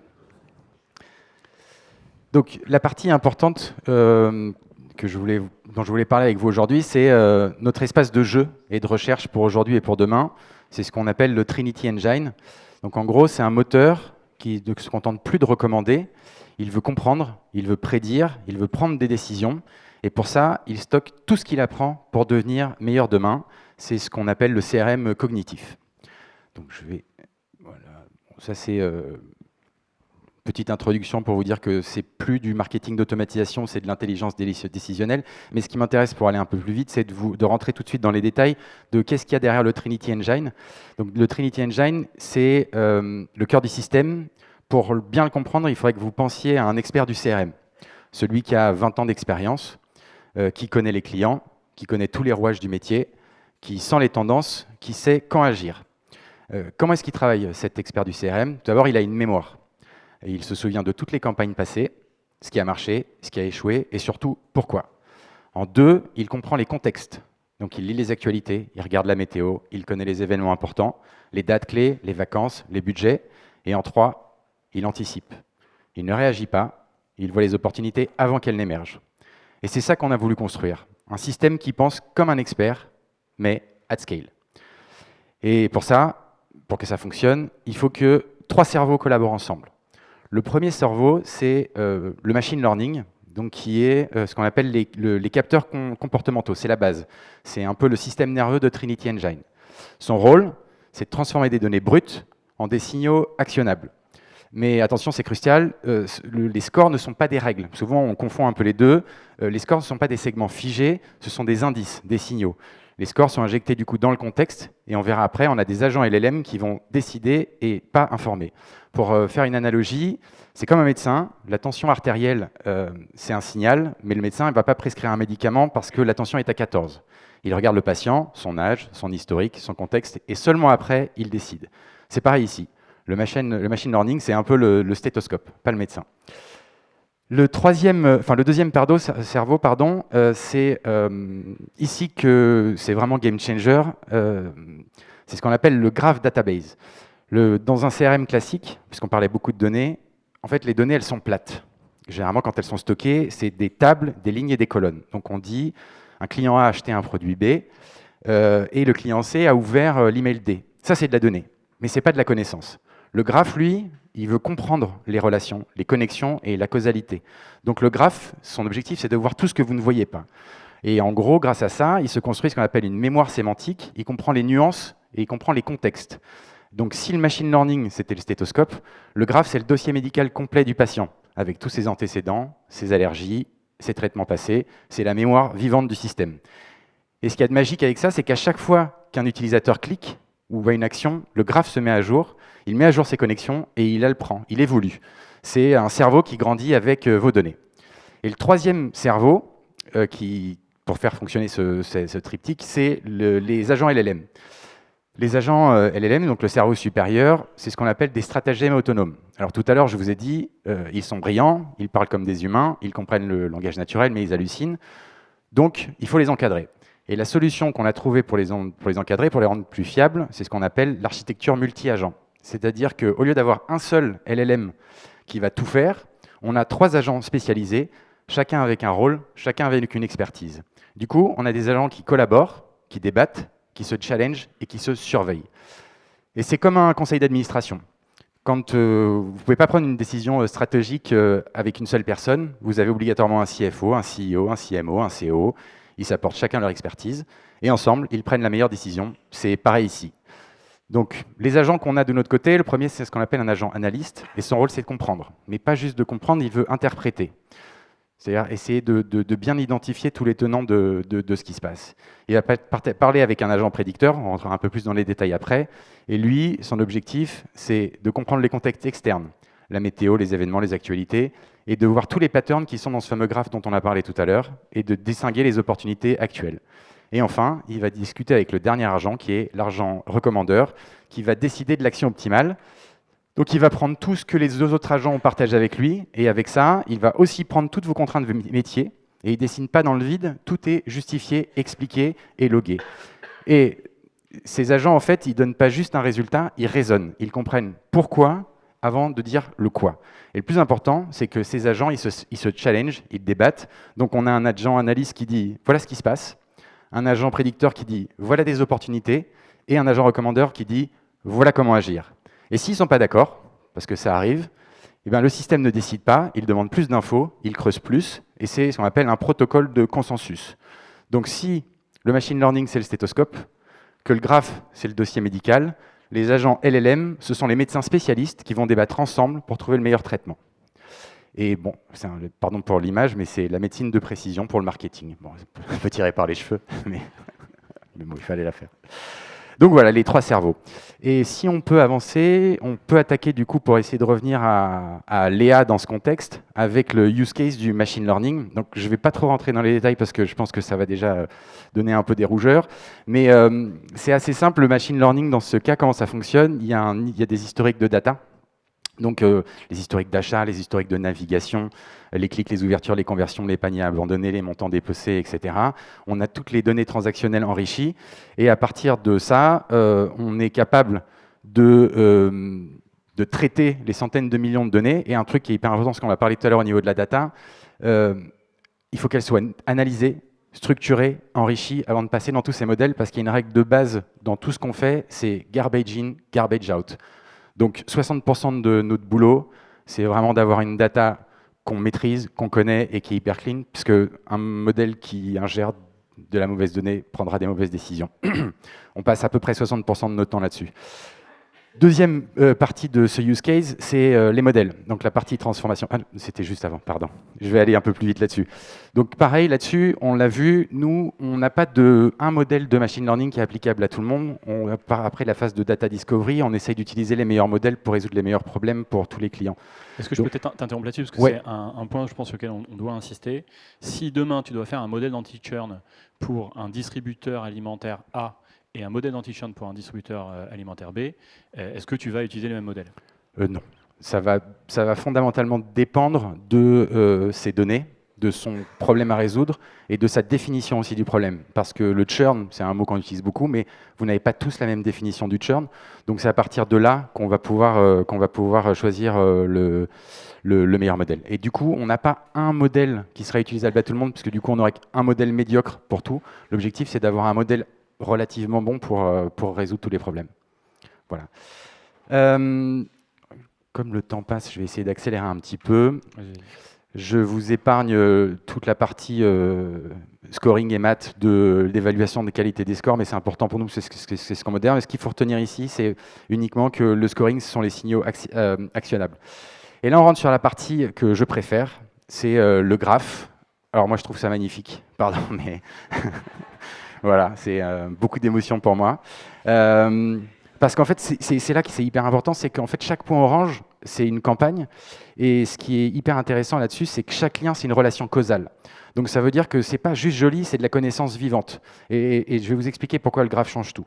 Donc comme on l'a vu tout à l'heure, dans une base de données classique, vous mettez les données des clients dans des tables, donc tout est organisé, et quand vous devez poser des questions, je ne vais pas utiliser des termes que vous connaissez tous, on doit faire des joins SQL. Donc on doit dire, donne-moi les clients qui ont ouvert l'email A, et qui ont cliqué sur le lien B, et qui ont visité la page C, et qui ont acheté le produit D, et dont la météo était ensoleillée ce jour-là. Okay. C'est lent, c'est complexe, et surtout ça ne voit pas les patterns cachés. Un join, c'est des corrélations, c'est pas de la causalité. Avec le graphe, lui, il est nativement relationnel. En fait, il fonctionne exactement comme un réseau social. Il faut que vous imaginiez Facebook et LinkedIn. Quand vous stockez des infos, vous ne dites pas « Alice connaît Bob dans une table », vous créez un lien entre Alice et Bob. Donc vous dites « Ce lien, il a des propriétés. Alice connaît Bob depuis 2025, ils travaillent ensemble, ils ont étudié ensemble, etc. » Le graphe, c'est pareil, mais avec vos données marketing. Donc ça veut dire que dans les nœuds qu'on voit derrière, ce qu'on rentre dessus, c'est quelles sont les informations des autres campagnes, quels sont les événements externes qui ont eu lieu, la météo, la géopolitique, les tendances, quels sont les résultats business, quels sont les scores de machine learning, les contraintes métiers, les objectifs. Le graphe voit tout. Et l'analyse causale, c'est la vraie puissance. En fait, il ne corrèle pas, il explique. Et en gros, cette explication, c'est avec la capacité qu'on essaie de développer, qui est ce qu'on appelle la mémoire sémantique. Donc, dans un système classique, vous avez une règle qui dit « En janvier, il fait froid, recommandons des destinations chaudes ». Mais si cet hiver, janvier est exceptionnellement doux, c'est ce qui a été le cas, votre règle, elle devient fausse. Et donc le graphe, lui, détecte cette anomalie et il va vous dire, janvier 2005 est 8 degrés au-dessus de la moyenne, les patterns habituels ne s'appliquent pas, il faut adapter les recommandations. Donc le graphe ne suit pas des règles, il comprend des situations et tout ça se fait en temps réel. Donc le graphe, c'est comme un cerveau qui se renforce, c'est-à-dire qu'à chaque nouvelle expérience, il crée des connexions neuronales et plus il apprend, plus il devient intelligent. C'est un peu la neuroplasticité du CRM. Voilà, pardon, encore un mot. Mais pour moi, c'est vraiment ce qui est révolutionnaire dans la donnée. Dernier cerveau, c'est les agents LLM, et on va pouvoir retrouver du coup notre amie Léa avec son voyage à Maurice. Et en fait, voilà les agents qui fonctionnent en temps réel. Donc l'agent analyste, il a 87% de confiance dans ce qu'il dit. L'agent prédicteur, il a 84% de confiance dans ce qu'il dit. Et l'agent recommandeur, il en a 91%. Et en gros, comment ça se passe? L'agent analyste, il reçoit tous les signaux disponibles. Et il voit les scores machine learning de Emma. Il voit les patterns du graphe avec 847 utilisateurs similaires, des centaines d'offres, d'événements. Et il voit aussi l'historique complet de navigation de Léa. Donc là, il commence son analyse. Et il ajoute aussi ses données de comportement, le temps qu'elle a passé sur la page. Elle a ouvert 3 onglets, elle a des scores d'exploration. Et l'agent pense, OK, 8 minutes, c'est long. Elle ne cherche pas juste à valider un choix déjà fait, elle explore, elle compare. 3 onglets ouverts, Maurice, Seychelles, Maldives. Elle n'hésite entre plusieurs options. Son score d'exploration est à 76%, ça se confirme, elle n'est pas en mode achat, elle est en mode découverte. Étape 2, pattern historique. Il voit, avec les utilisateurs qui ont des similarités, 34% ont réservé Maurice, mais 28% ont réservé quelque chose de différent. Donc l'agent pense, attention, presque un tiers des utilisateurs, comme Léa, finissent par réserver autre chose que ce qu'ils ont mis au panier. Donc ça veut dire que ce n'est pas un accident, c'est un pattern. Ça veut dire que le panier n'est pas une décision ferme, c'est un point de départ pour l'exploration. Il va rechercher les signaux latents, il voit qu'elle a lu des articles sur la plongée, sur des destinations originales, et qu'elle réserve 10 mois en avance. Donc il analyse. Et il se dit, elle a lu des articles sur la plongée, ça veut dire qu'elle cherche une destination à plongée exceptionnelle. Maurice, c'est bien, mais ce n'est pas une destination de plongée unique. Donc, en plus, elle lit des articles sur des destinations originales, elle ne veut pas le mainstream, elle veut sortir des sentiers battus, elle réserve 10 mois en avance, elle est planificatrice, pas impulsive, elle va prendre son temps pour comparer.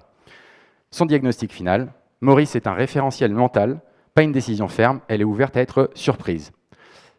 Donc, il prépare sa petite synthèse et il envoie tout ça à l'agent suivant, qui est l'agent prédicteur, qui remercie et qui prend l'analyse, et il a compris que Léa explore. Donc maintenant, l'agent prédicteur, il va prendre le relais, et sa mission, ça va être de trouver les opportunités qui vont la faire convertir. Pour ça, il a des inputs diagnostiques.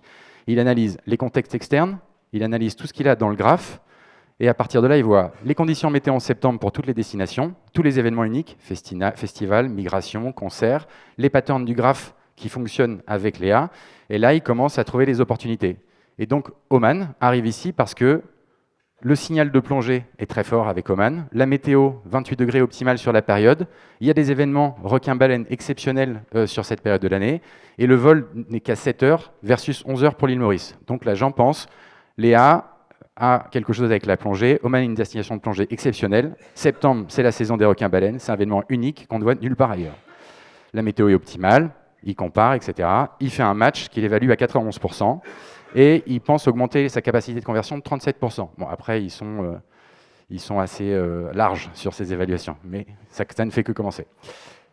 Deuxième opportunité, l'Écosse. Donc, il fait exactement la même chose. Il va regarder. Et là, ce qui est plus étonnant avec l'Écosse, c'est que son point d'entrée et de recherche de similitude, c'est avec les événements culturels. Donc, en fait, il se dit, il y a un festival en Écosse qui est le festival de Fringe, qui est assez rare. Et il y a finalement cette grosse disponibilité culturelle. Et en plus, c'est un vol qui est à 2h15, qui est ultra court. Donc, elle se dit, ça peut être bien de lui proposer, elle lit des articles culture, l'Écosse c'est une destination culturelle forte, festival de Fringe, c'est rare, c'est unique, ça se passe en août, en septembre. En plus, le budget est moins important, donc pour une planificatrice, c'est un argument solide. Vol 2h15 ultra court avec des enfants, c'est parfait. Match, il le met quand même à 89%, et ça, voilà, il considère qu'il faut le proposer. Ensuite, il rajoute l'opportunité Andalousie. Donc, je vais aller un peu plus vite parce qu'on imagine bien, là, c'est vraiment toute la réflexion des agents. Et il met une dernière opportunité qui est les Bahamas, parce que c'est la destination luxe, ultime, plage de rêve, eau turquoise, exclusivité. Pour quelqu'un qui a un score de plage luxe 8700, c'est le Graal. Donc, il considère que c'est plus cher que Maurice, mais c'est aussi plus prestigieux. Et pour une planificatrice premium, il y a un effet coup de cœur possible. Donc, il donne un match à 90%. Voilà. Donc, cet agent prédicteur, il fait son boulot. Il a récupéré tout ce que l'agent recommandeur a donné, l'agent analyste, et il donne ses infos à l'agent recommandeur. Et l'agent recommandeur, il prend tout ça et il décide quoi faire, quand et comment. Donc, grosso modo, ce qui se dit, c'est que les quatre offres sont tout à fait valables. Ça marche, et du coup, il décide de lui envoyer un mail à inspiration unique, et il redonne quelques recommandations, parce que lui, l'agent décisionnaire, il a reçu aussi toutes les règles métiers. Donc, il sait qu'il y a plusieurs choses à faire. Il faut préserver ses choix initiaux, puisqu'elle avait dit Maurice. Elle s'y prend longtemps à l'avance, donc il ne faut pas lui mettre de pression.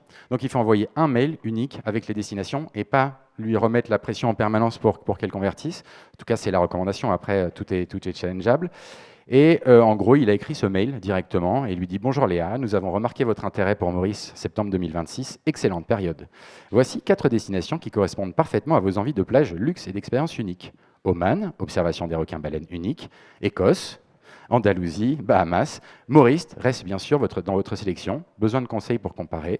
L'équipe voyage. » Voilà, donc la structure ici, juste pour valider que en fait, un agent, à partir du moment où il est bien entraîné et qu'il a les bons modèles, si on voit dans ce qu'il propose, Structure de reconnaissance, nous avons remarqué votre intérêt pour Maurice, on respecte son choix initial. Validation, excellente période, on confirme qu'elle a raison.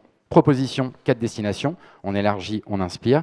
Information, pour chaque destination, on donne des faits. Météo, événement, durée, vol, prix, on éduque. Réassurance, Maurice reste bien sûr votre sélection, on ne pousse pas, on élargit sur le champ. Et invitation, besoin de conseils. Voilà le fonctionnement de le Trinity Engine. Et du coup, juste pour finir, parce que le temps passe, c'est vraiment important de voir, c'est pas de la boîte noire et c'est pas de la magie, c'est vraiment du raisonnement étape par étape, justifié, explicable, et c'est ce qui transforme finalement un CRM en stratège. Et c'est ça qu'on appelle le CRM cognitif, c'est-à-dire qu'on passe d'un CRM, on passe à un CRM qui anticipe, qui fait du conseil individualisé à l'échelle, et c'est pas une amélioration incrémentale, c'est un vrai changement de paradigme. Voilà, merci beaucoup.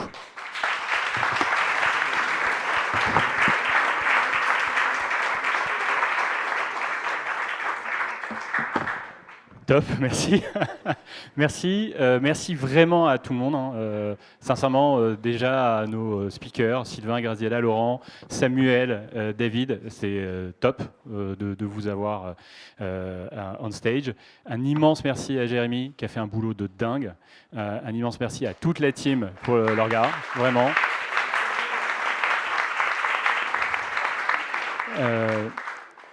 Donc on est disponible pour un petit moment de networking. Ce que vous avez vu là, sur la partie CRM cognitif, c'est de la vraie donnée. C'est un vrai site, on ne pouvait pas le citer là, mais c'est un vrai site travel et les datas sont sortis de l'inventaire travel du site en question. Donc c'est vraiment 100% sans couture et en termes de données. C'est sur l'ordi de David si vous voulez lui poser des questions et creuser. Et un immense merci. De toute façon, on va se reparler très rapidement.